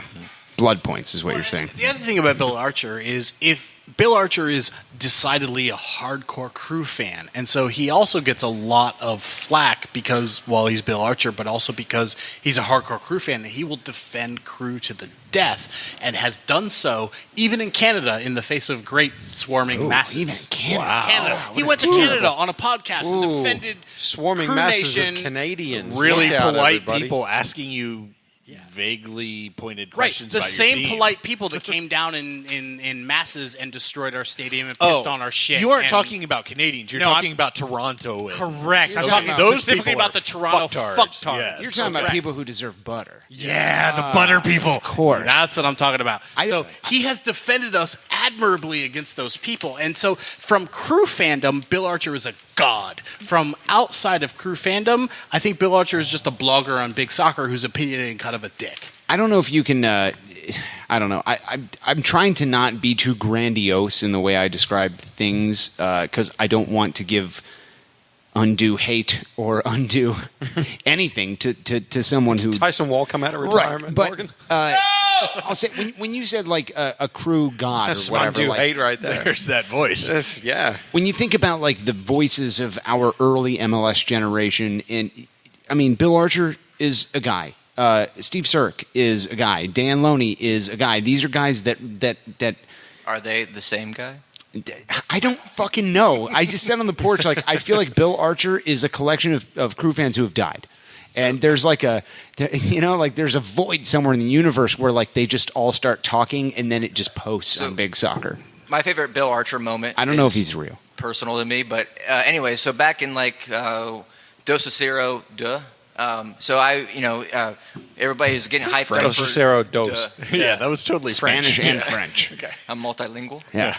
Anyway, so during the whole lead up to the whole thing, I had bought 4 tickets to it, and I was planning on taking my brother and his white girlfriend, then now his wife, to it. And then all of a sudden, at the last minute, he backed out. And Bill Archer said he had a friend, and I did the air quotes there for the people on the radio, anyways, that needed 2 tickets, and if anybody in the Crew universe could help him, he would really happy. And I was like, okay, why? I know Bill from the internet. That seems pretty cool. And so I was like, The safest way to know anyone. yeah. And so I'm like, all right, I'll gladly, I messaged him and say, hey, I got 2 tickets. I'll pay me face value. It's cool. Just as long as someone can use them that I know it's not Mexican, that's going to go and like sell them to like a whole bunch of people. Racist. Yeah, that's not a Mexico supporter, I believe, is what you meant to say. Damn dirty Mexican. I'll sell a ticket to anybody as long as they're not Mexican. Well, Jesus, Jared. Greg's already here. It's only Here we go, one getting race. political again. I was going to say it's too late to build a wall. Besides, I flew. At the time, it was like very, very. We were trying to like keep it because like the crowd was still 50-50. We weren't sure how like everybody's like, oh, the people are going to come in and Yeah, it's 05. It's 05. Like things could just be a fluke at that point. so we It don't could know. turn in the Rose Bowl at any moment. So, anyways, so I was like, okay, I'll sell my tickets to you. It's in the North End. That's where with Sam's Army. So I went ahead and he's like, oh, I'll send you cash. And so, which I'm like, all right. And so I'm sure enough, in the mail comes like a bunch of 50s, because that's how Bill Archer rolls, apparently. But so I send him the tickets back, and then that's the last I heard of it until I go, I'm going in, doing my Sam's Army thing. We're going supporting the lads, upping them. Yep. And then someone taps me on the shoulder right before kickoff, and I turn around, and it's this older gentleman, and I'm like, hey, what's going on? He's like, oh, my seats are right next to yours. And I'm like, oh, well, is this Bill Archer? I don't know. And it's this, very nondescript looking middle-aged gentleman, and all of a sudden, I'm like, oh, yeah, your seats are right over here. And then I turn around, I think that's right when the flag went up, if you guys remember, they pulled a big flag over the That's what was known as TIFO back then. Yeah, it was, we didn't call it that, but it was, it was just big flag. Yeah, big flag, big. Yeah. But then flag sweat. Yeah. And then all of a sudden I turn around and he's gone, like fucking Kaiser. So saying, I expected he went to the restroom, or he's going and getting his other individual that's going to sit with us. And I was like, oh, that's Bill Archer. I'm going to talk to him, and never fucking saw him again. Jesus fucking Kaiser Sose. Joined Cirque in the booth to talk to him. I don't know if that ever happened, because again, we're not sure if Bill Archer. He bought T-shirts, like I said on the porch. He bought T-shirts from Tifo Sweat. But when he said Tifo it was Sweat for a first started. friend, so it could have been his friend, or it could have been Cirque, could have been Dan. I don't fucking know. Loney, yeah. I jotted down a couple notes about Big Sock. Yeah, that's not falling over. It just kind of does that. And there's no way I can actually get this across unless I fucking read it verbatim, because I'm an idiot. But I'll say this and then we'll move on. I think one of the issues with Big Soccer is the total depth of content, right? In order to understand it, you need to have either been around since the beginning or do a metric fuckload of research. So it becomes easier to dismiss it as a place full of angry old people, declaring it as not worth your time, which speaks to a bigger issue of people vilifying things that they don't understand because they don't understand it. It takes zero thought or nuance to say, fuck this place. Well, I think that's a good perspective, and I think that sums up into an old internet adage that I'm not sure is used anymore, but when newbies would come along to Big Soccer and they would say something stupid, a lot of times the answer would be lurk more, pay attention, like observe, find your place. That was just a general internet thing. That wasn't just a Big correct, Soccer thing. Correct, Yeah, but it was the very 1997 way applicable of saying delete your account. Right. Yes. Yeah. Yes, in all it caps. was. It really Right. was. Hey, that's a fair point. I have to, I'd love to keep talking about this. I have to piss so bad it's coming out of my ear holes. So You could just leave. No, Darby, how dare you? Go and don't come back. I'm the only Bills fan on this panel. So, two more questions. You guys are legends of the Crew Hot Take game. I mean, people say, who are your heroes? And I say Larry Bird and definitely not Higher Ballerina. So each of you tell me why you would sully your reputations by coming on the garbage podcast known as ACES Radio. Back to you, Mark. I was drunk and I wandered in here. I didn't know what I was doing. I regret everything that has happened today, and I throw myself at the mercy of the court. That's a fair assessment. Yeah. That does describe half of the people who sit in those chairs. Incidentally, legitimately, drunk women have just wandered back here looking for the bathroom. Oh yeah. Yes. Higher Ballerina, your thoughts? So when I listen to the podcast and all my podcasts, I only listen to them at 1.5 speed. So I really when Greg Benson is like, this is this intro was 2 minutes and 20 seconds. It's 1:10 for me, fuckers. Nice. But it's still a 2-hour podcast for you, even at that rate. Yeah, for real. Yeah, but Okay, so this well, we're talking about time. I think this goes into something that I meant to bring up. I have something to admit. I think that all of the Crew losses, possibly in 2016, even in 2017, are my fault. I have noticed a correlation. If I don't finish the entire ACES radio podcast before kickoff, we lose. So if you fuckers could shut up and make it a reasonable podcast because you do on Thursday and I have one day to listen to it, record on Sunday and then the Crew will win. That's what I got to say. All right. I blame Greg as well. Yeah. It's fair. I run on Saturdays, and I listen to the podcast while I run, so just run further. Nice. Listening to ACES Radio on half speed or 1.5 speed is hysterical. Yeah, actually, that gets funny because I was Scrape the Sky or whatever the music is. I've never heard that on regular speed until today. Are you serious? Yeah, no. It's I think I listened to it on YouTube just to get the lyrics for a hot take. But outside of that, I'm like, this song actually sucks, and speed it up a little bit, and it's actually good. That's not true. A lot of people are saying you're one of the biggest liars in the game right now. So let's finish the segment by asking this question. Mark will go to you, and then hired ballerina, not spelled or said how you think it is, and then sweet Jesus, we got to get out of here because I have to piss so bad. I can taste it. How can AGS Attack be stopped? I believe if you waterboard AGS Attack, cut off his legs, and throw him in a lake, he might not be able to recover from that. Stank Lake? It's the name of the Bob, then. That's pretty fucking aggressive. All right. Jared, your thoughts? So I'm a corporate guy. I work for a corporate company. So the only way that I know how to stop someone is to promote them. So what I would say is actually take him, put him in charge of the theme music for this podcast. Okay. And then eventually he's going to get picked up by Bill's Mafia. And if he doesn't get slaughtered in the parking lot because of some or bees or Bill's Mafia, he will catch on with some like major label and get Bees Mafia. He'll get introduced to Andre. So we'll make Mendoza. him better? Is that what you're saying? But then he will fall from his own graces. You're saying make this goddamn shitlord better than he is, and that's the way to stop him? Well, this no, is the you're worst going- answer well, since the bullet. So you're going the behind the music route. Yeah, exactly. Okay. Pedestal to then kick the pedestal off. Oh, okay. Well, no, All right. because like this podcast, obviously, by the level of pre-work we do here, doing the whole like putting stakes up and German shepherds and all that bullshit, is not going to work. It's never gonna happen. Just put him in charge, and then give So him, put let him on run Massive Report is what you're saying. okay.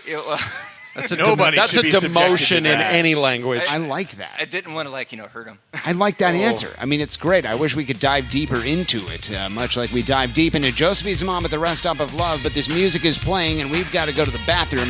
If you've enjoyed the shitlordery... What are you doing? What is this?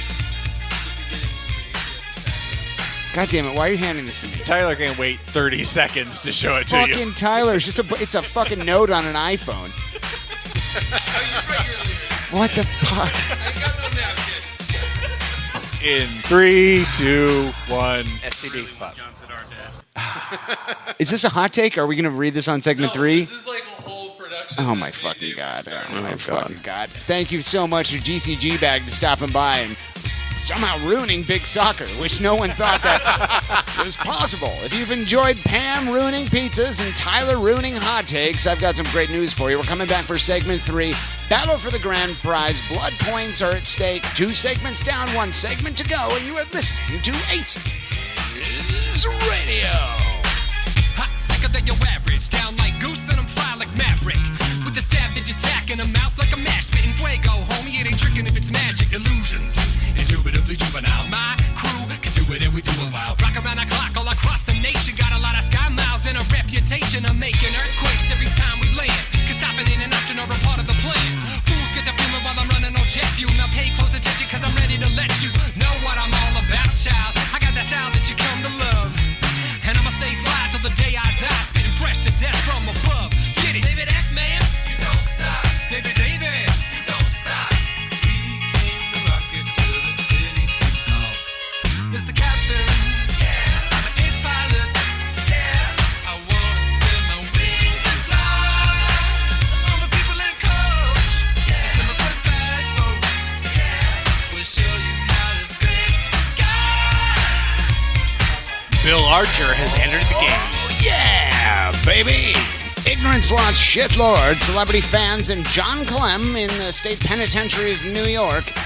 You've made a tragic mistake by sticking with us. From segments 2 to 3 here on ACES Radio, episode 55, the engagement celebration episode, everyone. Greg Benson, congratulations again. This is what a rare treat. Yeah, fantastic. What's funny is I did actually just start dating someone this week, so it's That's what we're very talking bizarre. about. Like, Yeah. just jump right the fuck in. Brought to you I'm as done with always wasting time.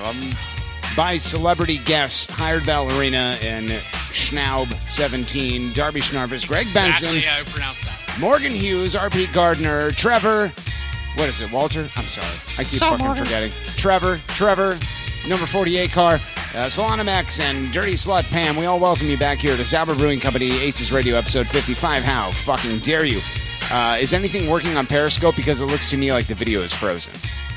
Is anybody watching it live here? Is anybody ever watching? Is it working? Oh, it is? All right. My phone broke today, RP Gardner, and this is an old phone. Back to you, Greg. Back to you, Morgan. No, that's not how this fucking works. No, I'm just returning serve. I have. Congratulations, Greg. Thanks. Yeah, congrats, Greg. Thanks. Welcome to America. Oh yeah. No, that's happened for a while. Where have you been? I haven't seen you since then, so. It's Oh, cool. fair enough. That's right. Yeah. Welcome back to the engagement episode, everyone. Again, congrats to Greg Benson, possibly Pam. So, ladies and gentlemen, if you would welcome back to the program users Drakakagizno and Hired Ballerina. What's up, guys? Walter the Raccoon, your thoughts? How you doing? You need to clear your throat, I haven't Walter? talked to like an inanimate. Back to you, Morgan.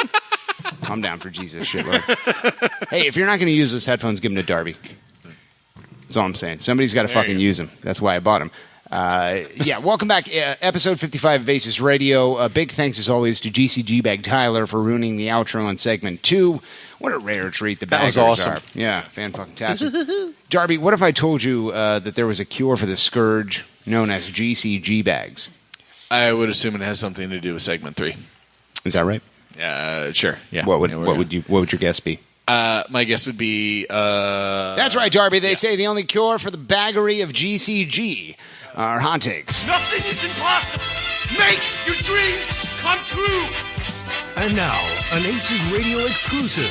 The battle for the grand prize. Hot takes from the masses. You're not gonna stop there. This is definitely the part you don't talk Hot over. takes from Twitter. You're welcome. Hot takes from you. Yes, you can. There you can, Walter. Yeah, I'm calm for Jesus. All right, that's fair. You got the button and everything, huh, pal? Anytime I can. Calm down for Pam. What about bong hits for Jesus? Smoke weed every day. Don't do the drops. That was really meta, having Walter do a drop. That's excellent. Yeah. Morgan Hughes has pressed an incorrect button. Welcome to everyone Nobody on fucking saw that coming. Periscope. I remind get on you, that. as always, the more hearts you give, the closer you get to seeing Darby Schnarfus' 40-year-old genitals. Lord. I mean, like they haven't seen him already. That's basically all I downloaded Periscope for. Oh, to show your genitals? Yeah, that's totally a thing there, right? That's not how it works, but you live your life. Darby, if I could, I'd like to read the current standings before we get into hot takes, according to the Jack Park of Aces Radio, Alex Thomas. This is why people tune in. Your thoughts? I'll allow it. In first place, Lord of the Shits with 20 points, followed closely by Hired Ballerina and Phil Golfart, both with 19. Hired Ballerina is not spelled how you think it is. Mabwani2 Bootylicious follows in fourth with 11 points, setting the table in fifth with 10. Underscore Ken with 7, and Ron T with 5. Pippinips, Hug Me Shaven Organ, Alex Thomas, Metric Conversion Bot, and Darling Thief follow in 8th place with 4 points apiece. Buttle Surfer, Darby Schnarfus, AGS Attack, Yvonne Siegel. Nope, I'm sorry, just the three of you with 3 points. All in 14th place, followed by Yvonne Siegel. The Crew Pat, a.k.a. Patrick Moore, Mike Hudson sucks. He certainly does. Pamela Lynn Hughes. Yes. They're also in the future. Steve Abreu, DH Goat, Hansy Locknane, Morgan's ass, Zadar's ass, and none other than Greg's ass. All checking in with 2 points in 17th So place. the asses are neck and neck. Yeah. They're ass and ass. You never go neck to ass. That's so meta. The gaggle. It's like a human centipede. That's exactly right. That's what they say in the streets. The gaggle fuck of celebrity fans is as follows. Bob O'Shaughnessy, Dave Edgar, Dirty Slut Pam. She's right here. John Burkle from user blank 91 Iscariot, Aces Reflections, GCG Bag Tyler Hay, Free Sandwich, Ghost of Stern John, Great Clips Columbus, Talons, Zappalicious, The Real Chris Doran, New Zauber Overlords, Marry Me Pam. Can we retire that one, please? KC, Tom Mathers, and Hummerwalt, Nate Beckman, Carl the Refugee, and Kroger Pharmacy. All with 1 point. It's just all getting oddly specific now. In 27th place, bringing up the rear this week, Greg, and getting the bulk in 50th place. There are 50 people on this. Josephine. Which is a role reversal because it's usually his mom that brings up the rear and gets the bulk. What's that? Say it one more time. Which is a role reversal because it's usually Josephine's mom who brings up the rear and gets the bulk. The best drops are when you have to wait for him, ask for it again. That's right, Morgan. Yellow. Yell like what, Greg? Yellow like the Columbus Crew, Morgan. Also, if I could, there's an interesting dilemma going on. All right. Today, Unless you're going to talk about Pam and I's engagement, which I have no comment. I don't know what you're talking about. That's not a thing. An engagement, right? Why? We currently have the tied for number 2 in the standings. Present. Wow. Now, being present at the time when your hot takes are being evaluated is potentially a really awkward situation. As someone who blood points for higher ballerina, by the way. Yeah, as someone who not how it casually throws out an occasional hot take, and then has been invited on episodes. Occasional is generous. Yeah, Let's be fair. Rarely. Clearly not talking But about me. I always feel like every time I throw in a hot take, then that's when Morgan texts and he's like, "Hey, you want to come on?" I'm like, "But I have a hot take and I want to get credit for it, but I can't pander for votes if I'm actually on the radio." So, Ain't nobody got time for that. So that's what Congress does. Ain't nobody got time for that. So my hot take is literally me and my phone. So bullshit. Ain't nobody got time for that. Anybody else? I guess Chaz has this covered. Ain't nobody. Moving the fuck on? Ain't nobody got time for that. Moving the fuck on to the subreddit known as The Massive. I remind you, as always, these hot takes are organized automatically by their level of fiery fucking hotness. Somehow, this week, against basic laws of the internet, Darling Thief checks in with the top upvoted comment, 7 points. That's a first. No shit. Quote, is this some sort of fucking joke on your fucking podcast? It fucking pissed me off because I was listening to your motherfucking Clip Show podcast and noticed you shitlords didn't include the fucking Chris Doran episode. So, thank you, Solanamex. Try and keep the language down, Solanamex. This is a kids show. This is a fucking family goddamn fucking show. If you no shit fuckers myself. can't fucking keep the motherfucking language to a FCC. Oh yeah. By the way, Stank Lords, tell the kids earmuffs at this point. Might be too little, too late, but.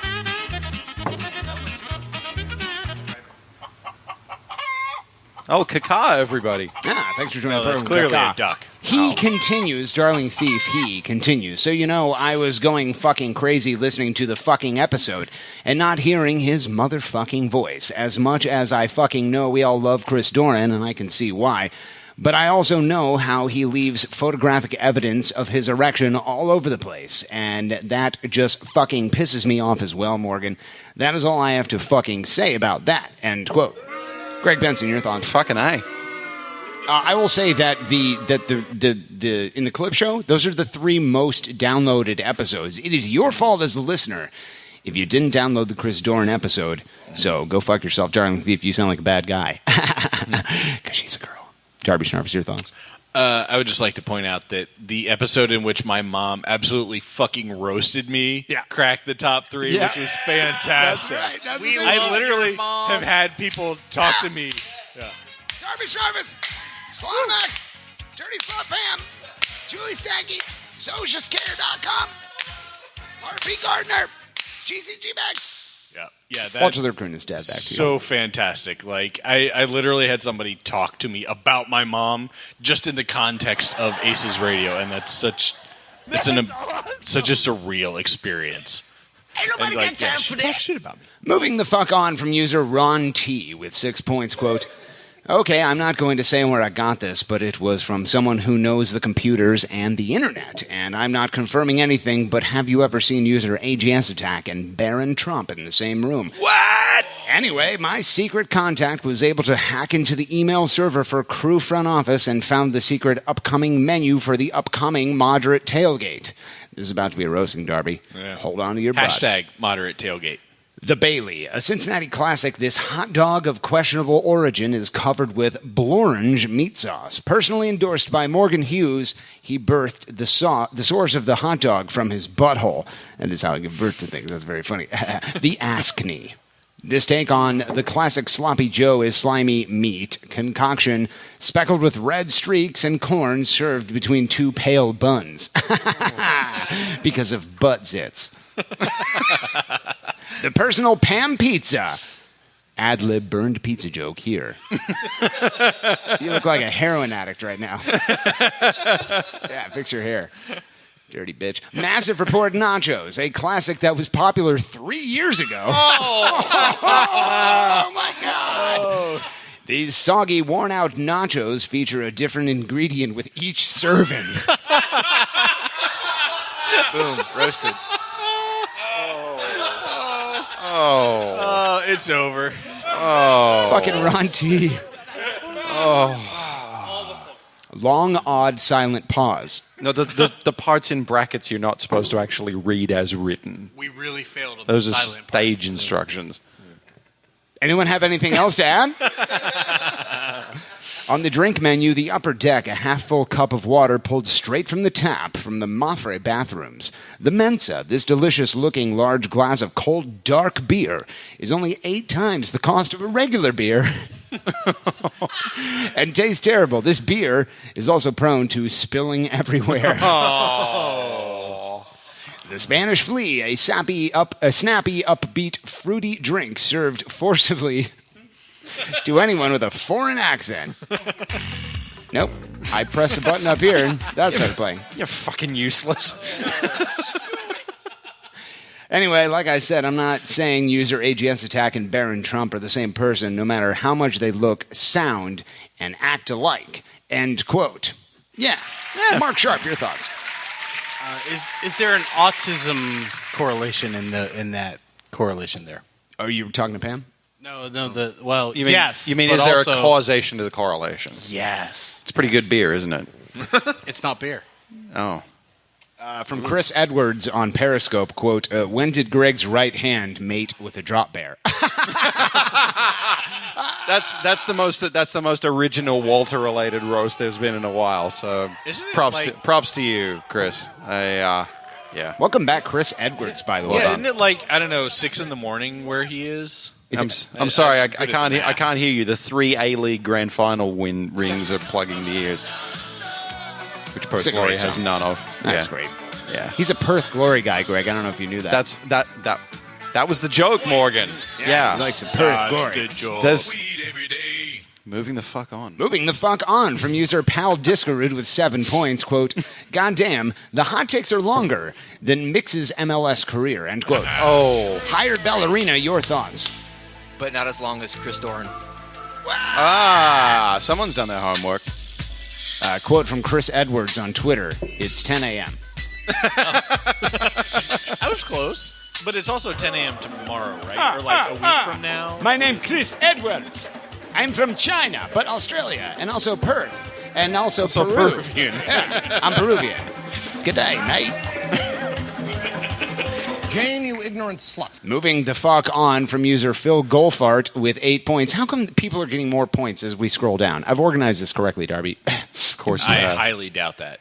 Quote, okay, what the fuck is Yolanda doing on my playground? This is a Bills podcast only. And based on her ass being unemployed most of this year, I can tell you she is not an expert in paying bills. Hashtag Yolanda Benjamin. Yes, she is my baby mama. I didn't want my work folks to find out, and sure enough, I came in last Monday, and my office was redecorated as the Phil's 28 Kids Club. Oh my God! That joke is so hashtag for Columbus that I'm getting an erection. Anyway, we need a name for our little bundle of boy. Greg, please don't contribute any suggestions. Arizona is a dog's name, and iced tea is a shitty beverage for racists. But exactly the opposite kind of racist that you are. Here's our current list. Fuck white people. Archie Griffin Golfart. Would it be weird to name him after Archie? I'm more of a football guy, and once I shook Archie's hands. And he has 2 Heismans, which is almost as good as having 2 cocks. It's pretty close. Hashtag probably riding Heisman's. Yeah, that's right. Although, given her age, Yolanda has probably fantasized about him, so that's weird, but who hasn't? George Washington Golfart. I want to really set expectations high for him. He'll be a mixed race, so he can probably get a scholarship already. Jesus fucking Christ. Why? You might want to edit that out. Did my ex write this? 3, 2, 1. Clap. Fantastic. Thank you guys for not That's talking almost over as that. bad as Greg's domestic abuse joke. Almost. Do you remember except that I joke, didn't Greg? edit that Do you remember out. that, Greg? Oh, my God. I didn't, but I do now. You fuck. son of a bitch. Jesus Christ. And maybe if he's named after George Washington, he'll never lie. Golfart. Remember Mork from Mork and Mindy? He was named Mork. He was so fucking funny and an alien. Nanu.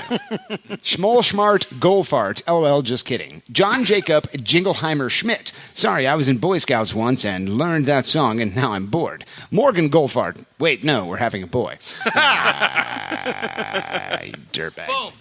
Roasted. Late breaking editor's note, maybe we could honor Chester Bennington by not playing Linkin Park ever again. If I wanted to be yelled at, I'd ask Lambo how goal 10K is coming. Hashtag never too soon to stop bad tunes. Hashtag ear poop. End quote. Greg Benson, you were mentioned a lot in that. Your thoughts? I was. I feel like the replies are worth reading, too. Oh, go ahead. Have you seen this? Nope, I have not. No, because Yolanda Harris responded. Wait, you don't want this? Oh, sorry, I thought we were doing a thing. Yeah, that's not a thing. Go ahead. It's not a thing.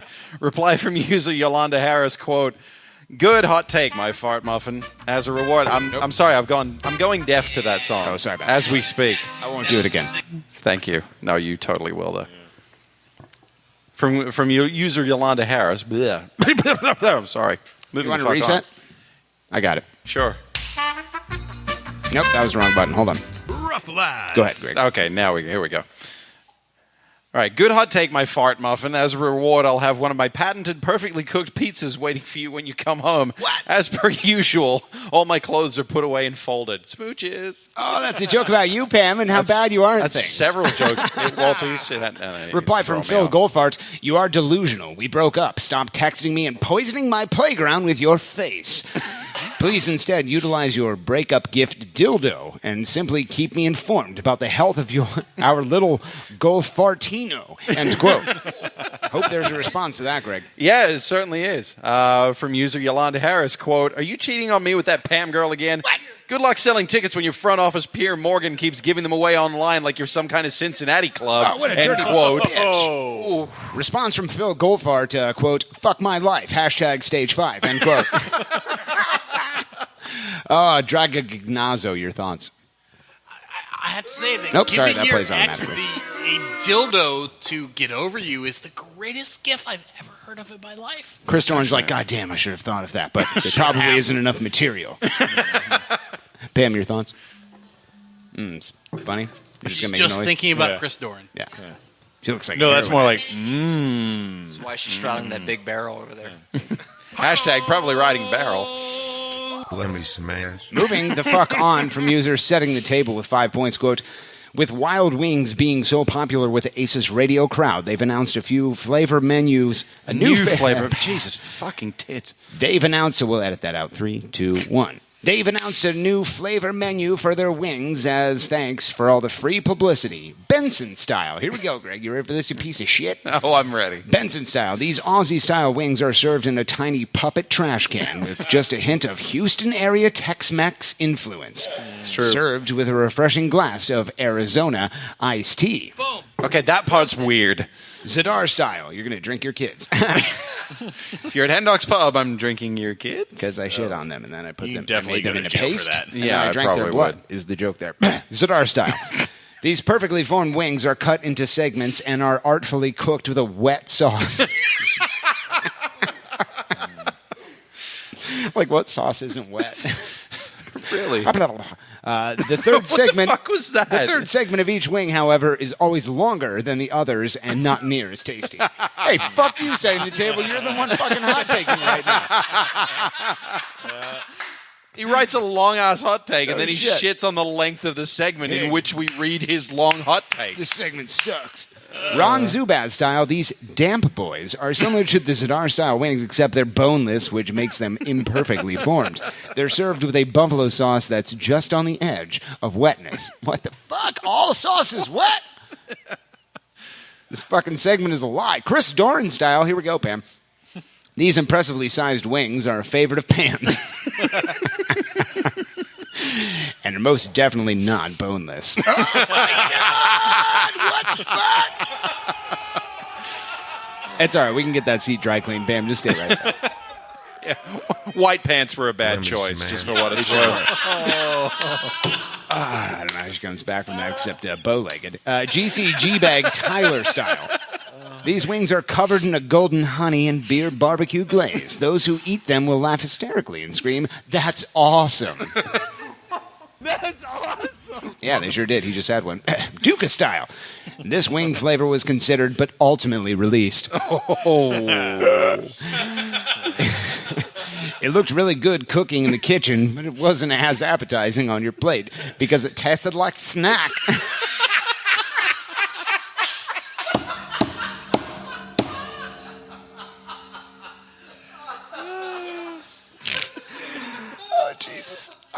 Salon X style. These are traditionally flavored wings, except they instinctively perform an overhead clap anytime the song Celebration is played in the restaurant. Yeah! Salon X! Derby Service! Hang the DJ! Zip Sex! Bill Archer! Dan Loney! Steve Sart! Fire Ballerina! Dragagogignazo! Perfectly pronounced. And finally, Morgan style. These continuing champion wings are actually come from roosters, but have a name that makes you think they come from hens. Hashtag saucy fingers, hashtag clogged artery SC, hashtag medical bills mafia, end quote. Hired ballerina, your thoughts, my friend. Holy shit balls. There's a little drippage on that their barrel right there. Is that right? Might be from the Chris Doran take. That's probably from Pam. Even the bottle Beer head. barrels are peeing. That was so funny. Pam, it's fine. We can get it dry clean. Darby Schnarfers, your thoughts? I mean, that was fucking great. Yeah. Setting the table might be in first place after tonight. That was amazing. Maybe so. I also kind of want to eat some of those wings. So Yeah, some of these sound actually yeah, kind of good. The Tex-Mex influence, I dig that. Dynamo. Dynamons. Anyway. Just do it. I mean, if you're going to be a fan of another team, Greg, go for it. Oh my God, I just inhaled beer down the wrong hole because of that hot take. Butthole. Yeah. I don't know, Pam knows we're all. Would you like the hold music? Would that help? Moving the fuck on. What are you leaving? I'm leaving. But past my bedtime. Jesus fuck. Chris is waiting. Doran sighting.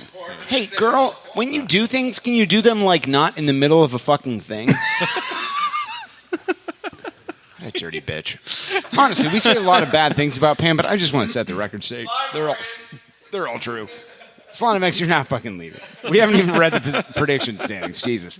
Moving the fuck on from user Hired Ballerina with 4 points. That guy's a piece of shit and a sexual predator. Word on the street is Morgan supplies the celebrity fans appearing on segment 2 with all the beverages one can drink. Keep the ultra long hot takes coming, boys. I'm thirsty tonight. Sorry, Zadar. End quote. Hired Ballerina, your thoughts? Fuck Zadar. He's not even here to be all pissed off about his long ass hot takes. That's right. You know why? John Zadar has coughed into the microphone. And we had to get rid of him. Greg Benson, your thoughts? I'm just looking at the reply right now. Oh, the replies? Well, there's one. Do we need to read No, them? there's multiple. I have to pee, so read them, please. Yeah, dude, no fucking way. No, we're not singing like a virgin. Nope, I'm looking at it right now. I'm sorry. I just peed. Lord of the Shits, we are not singing like a virgin right now. Ain't nobody got time for that. Ain't nobody got You're all getting the long ones, Ain't nobody got including Pam. Ain't nobody got time for that. Joke's on you. Everybody's got time for that. It'll be short for me tomorrow. How dare you? Moving the fuck on from user Lord of the Shits, a.k.a. the person who used to be in first place after tonight, with 4 points, quote, fresh off his bear hunting, pistol-toting trip to California, sans luggage, Hughes brings us his latest line of precision weaponry, the AGS Attack rifle. Who needs a safety when you could just fire away? There is no telling what caliber is coming from these rifles. It's funny. That's funny because he's bad at things. Darby revolvers. These are replica antique revolvers fashioned after the first Cesar model. Oh my god. Oh my god. Yeah. I don't know how he comes back from Damn that. replicas. The Benson. These 100% black pistols are made from shitty imported Australian steel. Who needs knives when you could have one of these? No one, because guns are illegal in Australia. Yeah, I get it. That's the joke. Zadar 9mm. Greg, I have a question. Is this a knife? Here we go. No. Spare sunglasses. No. Zadar 9mm fueled by anger from segment 3. These guns are perfectly formed for maximum precision and can even fire when wet. Much like the perfectly formed genitals, you'll need a concealed carry license for these bad boys. Morgan pistols, much like his basketball shot. I don't like what's going to come after that. Much like his basketball shot, these pistols have perhaps the worst aim in the game. Like his ability to push buttons, these pistols rarely hit the intended target. That guy couldn't be more wrong. Doran Bazooka. No blanks being fired here. These cannon-sized balls destroy whatever they come in contact with. Once you use this weapon, you'll never go back to any of the above-mentioned models. End quote. Darby Schnarvis, your thoughts? That's good stuff. I appreciate anything that mentions me being old. Because you are. I am ancient. And you're like not the oldest person at the table, and you just want to remind people of that? Shut up! We need to really incorporate more elderly fans. There's a couple really old dudes who sit in front of me, incidentally, Alert. who would Darby Schnarfus has entered great the game. to bring on the show. Yeah, no, old people suck. Moving on from user the Crew Pat, a.k.a. Patrick Moore, the shitlord who lives in the northern part of Ohio. I forget where. I think it's Akron, something like that. Good to see you at Kansas City a couple years ago. Douchebag. 3 points. Quote, Seattle comes back from being down 3-0 yesterday. I have only one question. Have the best lad uppers in the universe harnessed the power of magic poopies? Oh, yeah, here we go. And did Greg Benson sell his knowledge of the subject to them? I demand answers. Hashtag magic poopies have been deported. End quote. Yep. Greg Benson has been deported. Greg Benson, your thoughts? It's true. I've actually sold the secret to Seattle because they all make $15 an hour out there and they can afford to. Is that right, Greg? Which means that Crew SC is probably going to lose to Philadelphia this weekend. So they have more disposable income, so you took advantage of that? You took advantage of the system? Yeah, I mean, that's the American way, right? That's the word on the street. Capitalism! Hashtag late stage capitalism. Moving on from user Pat Scroonin. Did Pam burn the shit out of that pizza from episode 1? End quote. Hired ballerina. You listened to episode 1 recently. Against your better judgment, your thoughts? Yeah, she did burn the shit out of that pizza, by the way. Oh, my God. You're getting no points. May God have mercy on your soul. Moving the fuck on from user Hendox with 3 points. Quote, can we get the plumber to come back? The shitter is clogged again, and someone left red cards everywhere. Greg Benson, your thoughts? This edition of ACES Radio is brought to you by more fucking flashbacks to Magic Poopies. Back to you, Morgan. This episode of Master Report Podcast is brought to you, as always, by Land Grab Brewing Company. Are you sick of Greg spreading shit all over your kids' chests and killing them? I've got some great news for you. Land Grab Brewing Company is a cure for what ails you. That's right, they're medium-sized glass containers which are filled to the brim with Greg's shit. They can be spread on your kid's chest. And you can kill them. I mean, Greg will do it for free, but if you want to pay for it, it's fine. That's so annoying when Greg kills your children and shits on their chest. Everyone hates that. Everyone hates that. I mean, like, Darby, it's super annoying. But Darby, at the same time, it's so predictable. It is. Slonim X, how many kids have you lost to Greg? I went to China. I came back. I used to have 7 kids. Now I have 2. Why did I hire Greg Benson as my babysitter?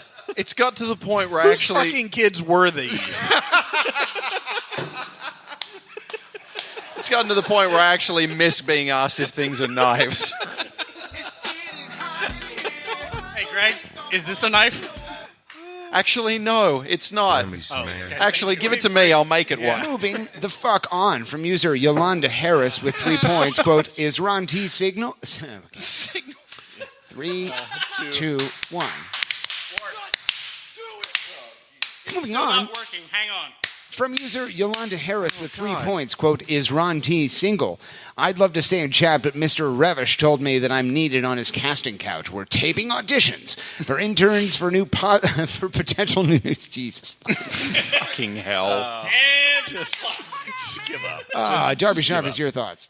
You are the literal worst. That's my thought. We're taping auditions for so interns for potential new newscasters. They spelled Revish wrong. It threw my whole game off.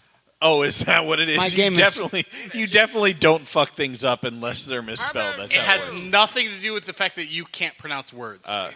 Next week, from user Jerry Revish's intern.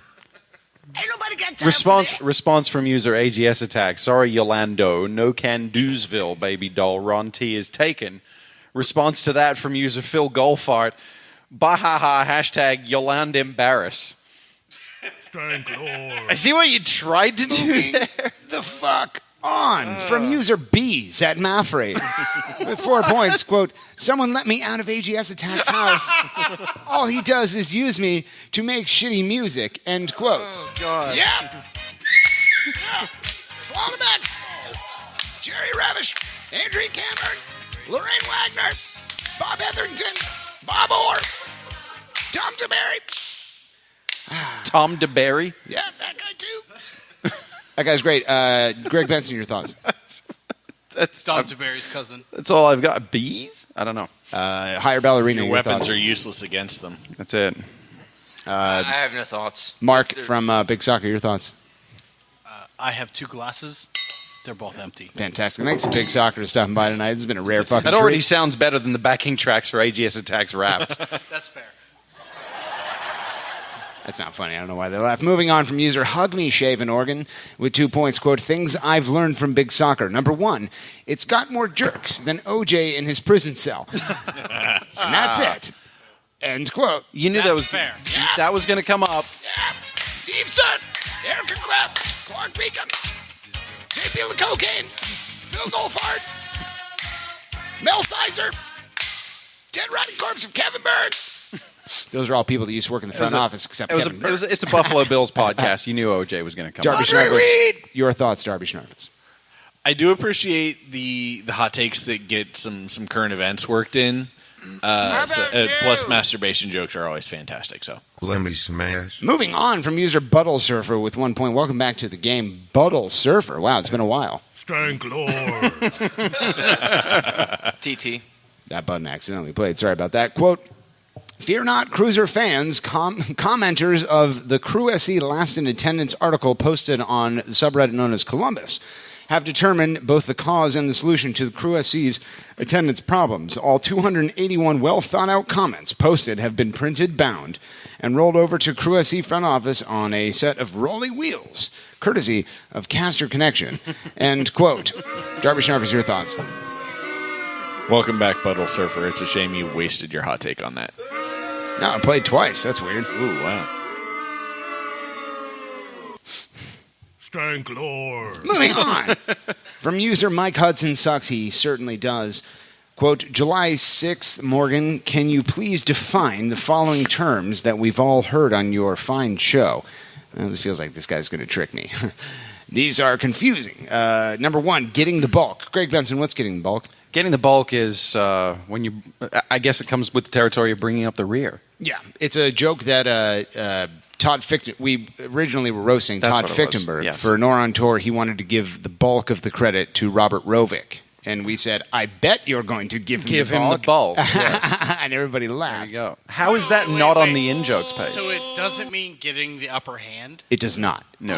I think it's a sex joke about The penises. inside jokes page has not been updated since like The the day- day hasn't of been- season 1. The day we made the website. No, it's not true because it took you like 3 times to actually put all the jokes in. Right. And then That's you promptly walked off that mother and So never looked at it. I read the inside jokes page before coming on. Yeah. It's very out of date. How It dare It you. is a bit. If you would like a better inside joke page, I can text you my I don't want WordPad. that. I don't want that. How dare you? Hire ballerina, not spelled how you think it is. What Walter can't do. There's Greg? nothing Walter can't do. Nah, that's not what they're saying. Except Morgan says, no, you can't, Walter. Yeah, I can. Darby Yeah. Schnarvis, thank you for that. Sorry, force I have it. Mapaches. Best jokes are the ones you explain. That is also a Walter-related joke. Mapaches is raccoon in Spanish. And it's Seriously? actually- yeah. Yes. Oh, shit. Fucking racist. It's a shout-out to Nate Beckman and Victoria Beckman. Well That's why I done. include it. I didn't- Mapaches. I don't speak Spanish, okay? Baxter, you know I don't speak Spanish. In English, please. Let me I smash. mean, it is the language of your people, is it not? Mark, I'll let you, You take wear a this Mexico one. jersey. HangOnTour. HangOnTour. HangOnTour is the greatest thing to ever happen to the internet. Talk in the microphone, please. No. Get him a beer while you're at it. Damn. Come on, Matt. Matt. HangOnTour is the greatest thing to ever happen to the internet. Okay. all Full right. stop. Okay. I'll also say, in addition to that, it's a combination of HangOnTour and Hang the DJ. That's true. Scott Sedley goes to one game a year. It's at Red Bull Arena. local to his home. So when he has a home game That's where right. he can go to the crew, Yep. that's HangOnTour. That's right. As That's fair. opposed to HangOnTour, which is whenever Chris Doran comes to Ohio. Boom. Roasted. Or true. Just do yeah, that too. Higher ballerina will go to you this one. The wet boy. Explain the wet boy. That's my son. He's Nope. he pees his pants a lot. Nope. That's it. Nope. It's actually a nickname for John Zadar, who showed up to a recording of ACES Radio here at Zauber Brewing Company, sopping wet. Wait. Hang on. So John Zadar, the one that knows all of the crew stuff based on 3-second video clips of the game that he didn't Correct. watch. He doesn't watch a lot of games. And all of the big soccer hatred for the board that he never logs into or doesn't know anything about. Yeah, he's the That son. guy? He's the son of Higher Ballerina. Okay, That's just right. Darby, I'll let you take this one. Cincinnati. Explain Cincinnati. Well, I mean, Cincinnati is a joke. It's self-explanatory. Yes. Yeah. It's a northern city in Kentucky. Yeah, it's a northern Kentucky city. Yeah. It's bad at everything. They cook garbage meat for breakfast, and they serve diarrhea over spaghetti as your lunch and dinner. Yep. Diarrhea is a Cincinnati word that means roughly translated to chili. Correct. Yes. Is there not also diarrhea running in the river that runs? Oh yeah, I all haven't that heard shit that. that sets on fire up in Cleveland eventually makes its way down to Cincinnati. That's what I've heard. I'll take the next one. It's Eddie Gavin, which is spelled incorrectly. Gavin is not correct. So no one fucking knows what that means. Codpiece. Greg, codpiece. Codpiece. I don't believe we've ever said that. When have we said codpiece? Could you define it just Could the somebody? same, though? I mean, yeah, it's a. Don't no. No, I'm aware of what a codpiece is. Mark. Right now, yes. What we have he's is making the like puppet he's being making like a touched where the cod piece is. He's making like a baseball grip over. Well, there's no other way to say this. Over Walter's can. Yeah. Two more. We got to do two more. We got to fucking move the fuck on from this garbage. Greg with one G. Yes. Greg, explain that. Hello. No, I'm Greg. Greg with two G's. Darby, explain that. Hello, I'm Greg. Hello, I'm Greg. Hashtag YOLO swag 24/7. Blaze, let me smash. End quote. Walter the Raccoon, please explain that. No, you can just do it. You don't have to put the puppet on. It's fine. That means the hot take's done. Moving the fuck on. Everyone hates you. Thank you. End quote. Can I jump in for a second to Go ahead, to Darby. say I've had two different people message me on Twitter to point out that the Buttle Surfer hot take that just took place is not the actual authentic Buttle Surfer. Wow. It was not spelled like you think it is, Morgan. It is not spelled like that. Was it spelled like my pirate God. ballerina? No, It's it's spelled two with T's two instead of T's. two D's. Yes. It is And an I can't imposter. read, so I didn't notice. There's a fake account for a fake account, or a definitely real account. That's so meta. Wow. Stanklord. I don't know who's going to be upset about that, but somebody will. Morgan, there are 3 of them. Stanklord. I'm sorry, what? The postmodernism of that exploded my brain. Yeah, there's layers here. Like Layers onions within and layers. ogres. and- Onions. Yeah. What would you go so far as to say an onion blossom? I might.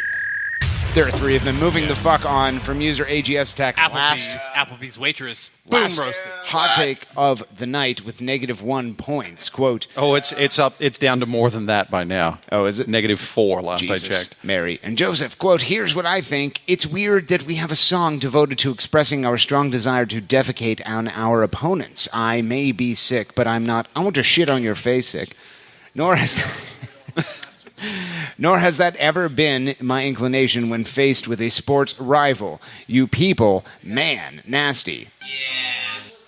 Forget Andres Mendoza, Brian McBride, or even, God forbid, Jeffro. We need some Gino Padula action. His flowing locks make the world go round. Yeah.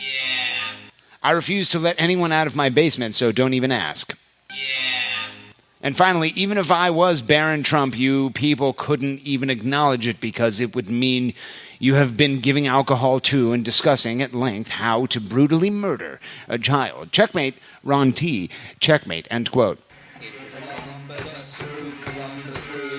Greg Benson, your thoughts? Yeah, I don't like how he doubles down on this "you people" thing.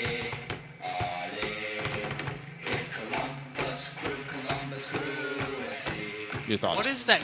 No, glorious singing. Can I download that? I'm sorry, on I'm iTunes? mesmerized by the bees. Dumbass! Dumbass! Nope, that's it. There's two of them. Hey, guys, guess what? Good news. That's the last hot take of the fucking night. Thank Christ for Jesus, Mary, and Joseph. We have blood points to give away. Darby Schnarfus, in place of the wetness, the wet boy, Ron Zubaz. You have 1 point to give away, and it goes to the following user, my friend. Just one. If I have 1 point, it's absolutely going to setting the table. Sir, I would eat your wings, and that is not a euphemism. Although it might also be bringing up the rear and eating the wings. Fuck, yeah. Moving on to Hired Ballerina or Mark, or which one of you is here? I can't see you. I can't see as good as I read. Mark. You have 2 points as a guest of the week. They go to the following users. So my first blood point goes to Token Liberal for hosting the show and needing blood points. Yeah. All right. Your second blood point goes to who? My second blood point goes to whomever it was that called out. I wasn't paying attention. Yeah, is that right? Yeah. Higher Ballerina, your blood point goes to the following user. I'm going to give 2 out. Buttle certainly. Fuck him. No, just kidding. All right. Phil Goldfer and Lord Okay. of the Shits because they're both awesome. I don't know if we talked about this on segment 2, but somebody that is here tonight let it slip that there is a secret underground message group going between that guy. the top hot takers in the blood point standings. There's collaboration or well, no. That was a collusion. Russia! Fucking collusion! Oh my god. Jesus Christ. We need an First independent rule about- investigator. Also, Greg is now deaf and maybe blind for Greg some Benson, reason. the Hollywood racist. You have 2 points to give away. They go to the following users, my friend. What? Yeah, exactly. What? Hashtag Mark problem. No shit. First one is going to. Hang on. Where is it? The wings. It's setting the table. Yeah. Setting the table. Second one's got to go to Ron T for the other menu, the other food items. Yeah. I dig that it. Makes sense. I like it. I'm going to give 1 point to Ron T for the just because of the Master Report Nachos hot take. Yeah, let me just go ahead and read this again. That was worth it. A classic that was popular 3 years ago. These soggy, worn-out nachos feature a different ingredient with each serving. Okay, that's fair. Holy throw my shit. inattentive hot. My Yeah, to you that. want- okay. Yeah, All right. that was good. That was good stuff. 2 I points, like that a Ron lot. T. I also like that Ron T completely threw you off with the stage instructions. Yeah, he sure did. But I read it correctly. So my final 2 blood points obviously go to setting the table because holy shit. That was so good. That was good. Obviously, the hot take of the night. This has been another edition of the battle for the grand prize. And you already know, so let your head nod throughout the outro. Now once the curtains close and it's time to go, It's a very long outro, John. We've spent segment 3 looking at the screen for segment 1. That wasn't me. Hey, look, now it is a knife. Now it's a knife. Now it's a knife. That's a knife. Oh, Jesus. Sweet Jesus, how quickly we fall into a state of disrepair here on ACES Radio. Dragossi Vino has broken the beer glass I really want John Zidar dead. of Hired Full Ballerina. beer is right here, so it's cool. Yeah, your actual beer is safe. Ladies and gentlemen, we have score predictions to update, so let's go ahead and do that. Do we? Yes, we sure do, Greg. Okay. I mean, yeah, you got Let me- scores from last week. Yeah. Here we go. All right, Crewzers FC played Eintracht Frankfurt. Greg Benson, Hollywood racist. You said not applicable. Yeah, because nobody texted me. That wasn't true. It was a 1-0 win. You get no points. And may God have mercy on your soul. I don't believe in God, Morgan. You know this. That's and you right. didn't text me. John asking Zidar, me. the wet boy. Yes. You said not applicable. Yeah, I was too busy getting fucked up to pay attention. To That was scores. very far from being true. It was a 1-0 victory. You get no points and may God have mercy on your soul. Morgan Hughes, a continuing champion. Number 1 handsy boy. Smells great. Great with kids. You said not applicable. Okay, thank fuck, because I was afraid Very you were going to close say. to I was being afraid true. you were going to predict 1-0. That was very close to being true. A lot of people in the streets are saying it felt like not applicable. You get no points. God mercy. Soul. Now to the overall standings. In third place, the wet boy, the wetness, Ron Zubaz, John Zidar, 15 points. In second place, the Hollywood Racist. If your kid is dead and has shit on his chest, Greg has murdered your child, Greg Benson. You have 35 points. I have 35. Okay. In first place. Continuing champion, number one hands. How many points do you Great with have? kids. 45 points. 45, okay. Yeah. Because you never say it. Slaughterman. Jarvis Jarvis. ZZ Boots, Wildman's, Leather and Lace. Randy Ayers. Seriously, Walter? You too? Jimmy Jackson. Drag Lee. Chris Gent. Dragon meat? Did you say dragon meat? The entire 1992 Buckeye basketball team. Dragon meat. Moving the fuck on, we have a game this weekend, ladies and gentlemen. Let's quickly cover this so we can get back to Buffalo Bills talk and then end the show as the suffering has become too much. As Mark, That sound you hear is all the glass being swept up, by that the was way. a good representation of episode 55 of ACES Radio. Crewzers versus Philadelphia Union this weekend derby. You'll be there. Absolutely. You're a West Side casual. You up lads. You have tailgates far smaller and less impressive than other tailgates. Oh, it's going to be so big. Your thoughts on the match, my friend? This is one of those games that at the beginning of the season you would have said, "Oh, this is where we start making our points and making our run." Union are actually pretty solid right now. Like they've turned it on. This is no longer the gimme that you would expect. It's great background noise, by the way. Teams rested. Like hopefully Justin's ankle or whatever is fine. False. The Union are perennially terrible. Oh my god! I mean, you say that, but you're wrong, and that's the bad Keep it going. thing. Don't pretend that doesn't exist.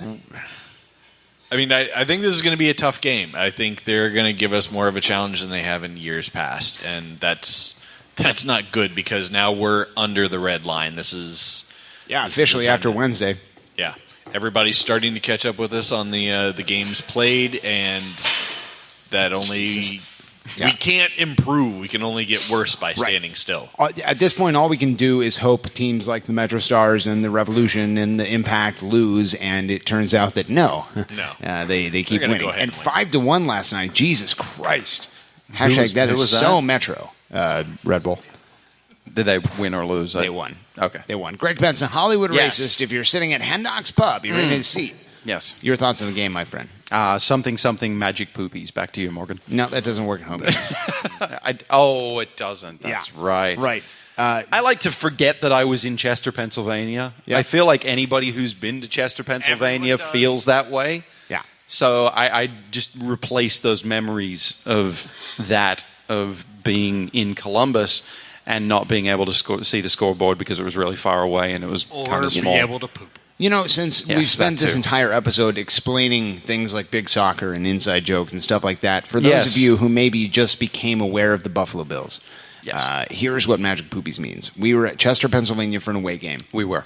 Myself, Dirty Slut Pam, Greg Benson, Matt Goshert, metric fuckload of other people. Mm-hmm. And Greg Benson went to the bathroom to take a shit. Wait, Matt Salon would really like you to know. All right. Stop. What? Stop. I'm sorry. Go ahead.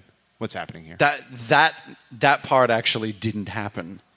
There were no. It was automatically assumed, and I feel like I need to, dare I even say it in this context, but clear the air. You're going to ruin years of mythos. Yes. Right. Yes. Wait, keep going. Yes, because I don't believe in God and I'm a professional skeptic. I don't fucking care. I just fuck your superstitions. Anyway. No, it was automatically assumed that just because I went to the bathroom, that I went to the bathroom to take a dump. Did you go to jerk It was off? 30 minutes. Yeah, that was totally... Yeah, that's totally the other reason. There's literally nothing else that you do in the bathroom besides shit and beat off. I mean, For 30 minutes. For 5 minutes. Weren't you gone like 5 minutes? I was gone for 5 minutes. And 3 of those minutes were the transit from the top deck of the fucking whatever the stadium was called now. I can jerk off twice in 5 minutes. I bet you can. But it's 3 minutes of that, like I said, was travel up and down the stairs because they stick you way up in the fucking bleachers. Wait. Time out. Can I get a 20-second? Yes. You know, early Saved by the Bell years where Zach could call a timeout and like time would freeze? Yes. And then like he I remember. never did that. We've referenced that on this show before. Like 6 seasons where he doesn't do that? Yes. Fantastic. Are you telling me that you didn't poop? That was not a poop trip? That's exactly what I'm saying. It was a public restroom at a fucking soccer stadium in Chester, Pennsylvania. You think I'm putting my ass on that seat? I mean, I would if I had to poop. I love that you've now found a second thing about Magic Poopies to be mad about because I'm not mad about it, but it just didn't. These are alternative facts. This didn't happen. It's fake news. Magic Poopies is fake news. Harvey, he's clearly not mad. Clearly Darby. not upset at all. Really, Yes, he screams into the microphone. There's no upset or emotion in this one. Magic Poopies Greg, is fake news. You Greg, heard it here first. Greg, you are contradicting years of Twitter jokes. You're right. And because I'm not on Twitter anymore, I don't give a Soccer royal is going fuck. to blow up after this. You are contradicting. No, I am. I'm aware of two this. separate crew podcasts worth of jokes. Much like the cult, who, when the leader told the cult that he was a fake and he was putting them on, and they killed him and believed what he told them anyway, Magic Poopies will live on. Let it. Yep, there it is. Let I it. hear it right Let it now. live on. I've been riding the train of fucking. What if I told you momentum that in from my it. heart you still took a shit? So what did you? Yeah, we're gonna make a new reality. Okay, so let's. You mean on your chest? We are so far off the fucking rails. It's not even funny. Thank you to Big Soccer again for stopping by. This has been a rare treat. Greg went downstairs to take a shit, and he comes back up after pooping, after cleaning his anus from fecal matter, and I watched Greg walk around the side because the funny thing about Eagle Talon Park or whatever it's called is that there aren't like regular scoreboards. Shit-stained Philadelphia Plaza? No, there's not. There really aren't. So Greg turned around and he knew where like the shitty kind of scoreboard is, and he looked at it and it said 3-2 because he'd walked away when it was 2-0. I walked away when it was 2-0 Philadelphia, and they literally just scored their second goal like a couple of minutes beforehand. Right, and it was over. And I'm like, all right, I'm not going to miss much by going to the bathroom for a few minutes. And so I walked down the stairs. And again, fine, whatever. Fucking insert whatever reality you need to make you feel better about this story. But what happened was it takes you, because when you're at this particular stadium, they stick you way up in the corner, up in the upper bleachers as Way an up away in the fan. tract. And so it takes you a good 2 minutes round each way to make your way down to the restrooms. So you shit yourself before you got to the bathroom? Sure, that's fine. Hey, as long as we're quite literally making shit up. So I come back, and now bear in mind I'd lost a contact lens halfway, so I couldn't see anything because you were straining so hard when you pooped. Yeah, how exactly. do you know whether or not fine. you pooped or What peed? the fuck ever? I don't fucking care at this Stop point, interrupting. Darby. Just. I mean, we've all been there. Remember how we had a really quick There it segment goes. one? Remember how segment one was really quick and efficient? And This episode has turned out to be awful. Yeah. Let's go around the table and get our score predictions out of the way Anyway, so we can. it was 2-0. I went all to you millennials out Greg there, really wants to everything after finish 37 is a Fuck it. shithole. This episode of Magic Poopies is brought to you by Greg Reinventing Reality. That's right, ladies and gentlemen. If you have a scourge, which is known as reinventing reality, Land Grant Brewing Company is a cure for what ails you. That's right, it's a cup of shit. Greg shit in a cup at Philadelphia Stadium. Sure.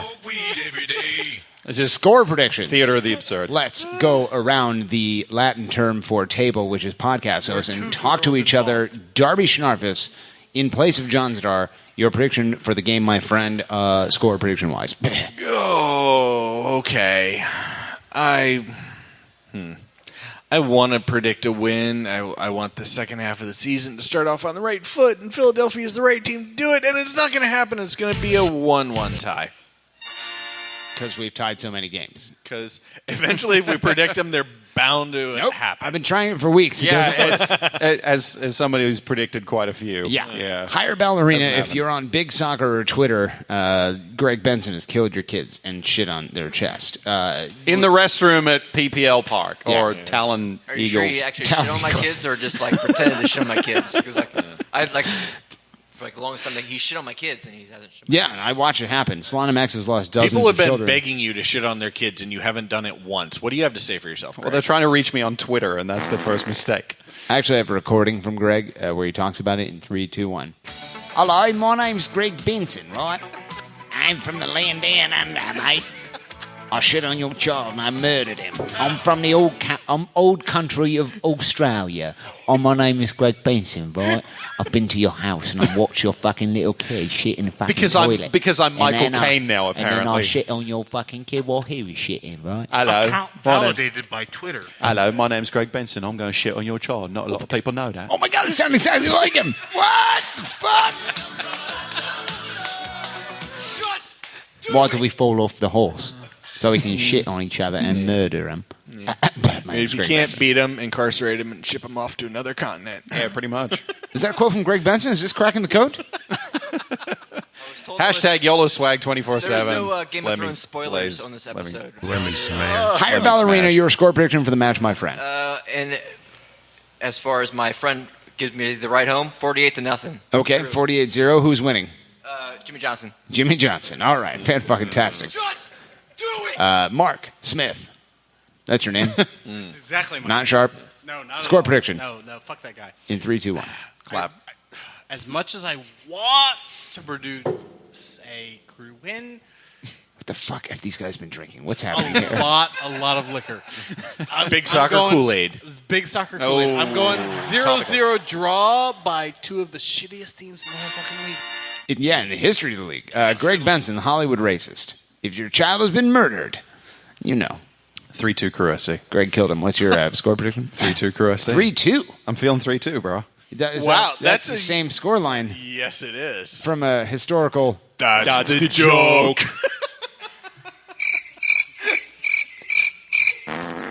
Morgan, Yeah. moving the fuck on. Your is that score right, Greg? prediction, sir. 2-0 Philadelphia Union. Ooh. Wow. Yeah. All right, so someone's getting points this week because Wait, do my points count for fake John Zadar? They sure do. Okay. yes, This week All right. for sure. So, I'd- you've picked a draw. Yeah. I've picked Yeah. a win. You've picked a loss. And I'd also like to take 1 point away from Darling Thief. You're not allowed to do that. I feel not like how that that's works. only fair. That's not how any of this works. Wonderful. No, Because he's a girl. That's right. Federico Higuain is out for the game. That was just breaking news. Adam Jardy just broke that. He said Buckeyes have signed a basketball player. No, but Peep is out for the game for real. If that's true, I'm going loss. Yeah, well, you can't change your prediction now. Greg, you doing stand-up anywhere? Yes, I'm standing up at the end of this segment. Darby, what's GCG Bag got going on this weekend? They're actually doing. Wait, shit! I know this. Oh, they're doing Philly cheesesteaks and That's awesome. some other Philly themed thing. I think, like maybe a drink or some shit. Murder? Yeah, It's murder, isn't it? yeah, it's definitely murder. Yes. Yeah. Yeah. Basically, it's murder and poop. That's That's the very Philly funny, tailgate. Greg. Oh man, murder. That's very funny, Greg. You're funny so infrequently that Greg's it's having fun again. He Morgan, nailed it right at Morgan, the end. Serious question. Yeah. Is murder extra on your cheesesteak? I don't know, Greg Benson. You're No, the guy who it's shits on murder kids. with the cheesesteak. Oh, thank you. Bringing up the rear and getting the bulk. Speaking of getting the bulk, you're all in big trouble because it's the end of the episode. I know you wanted more big soccer hijinks, but you'll just have to tune into episode 105. On behalf of benevolent corporate overlord sponsors, Blood, Urine, Spit, Salavia, Larry Turd, Foot Golf, Erica Crest, Clark Beacom, and the dead rotting corpse of Kevin Burns, thanks to Hired Ballerina and Draga Gignazzo, both from Big Soccer. We'll be back next week. This has been ACES Radio episode 55. Thanks for joining us. And all Lord Guillermo's people said...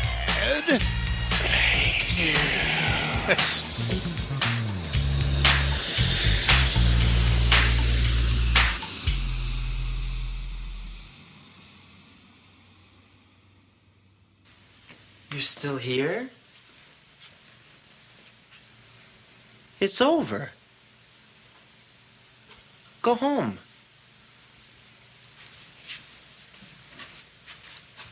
Go. Please have a party. Feed us drinks. Get us laid. Ow! Dude, don't pretend like you're busy working or something, dude. You know you're in bed, looking, watching PlayStation or something like that. That's the word on the street.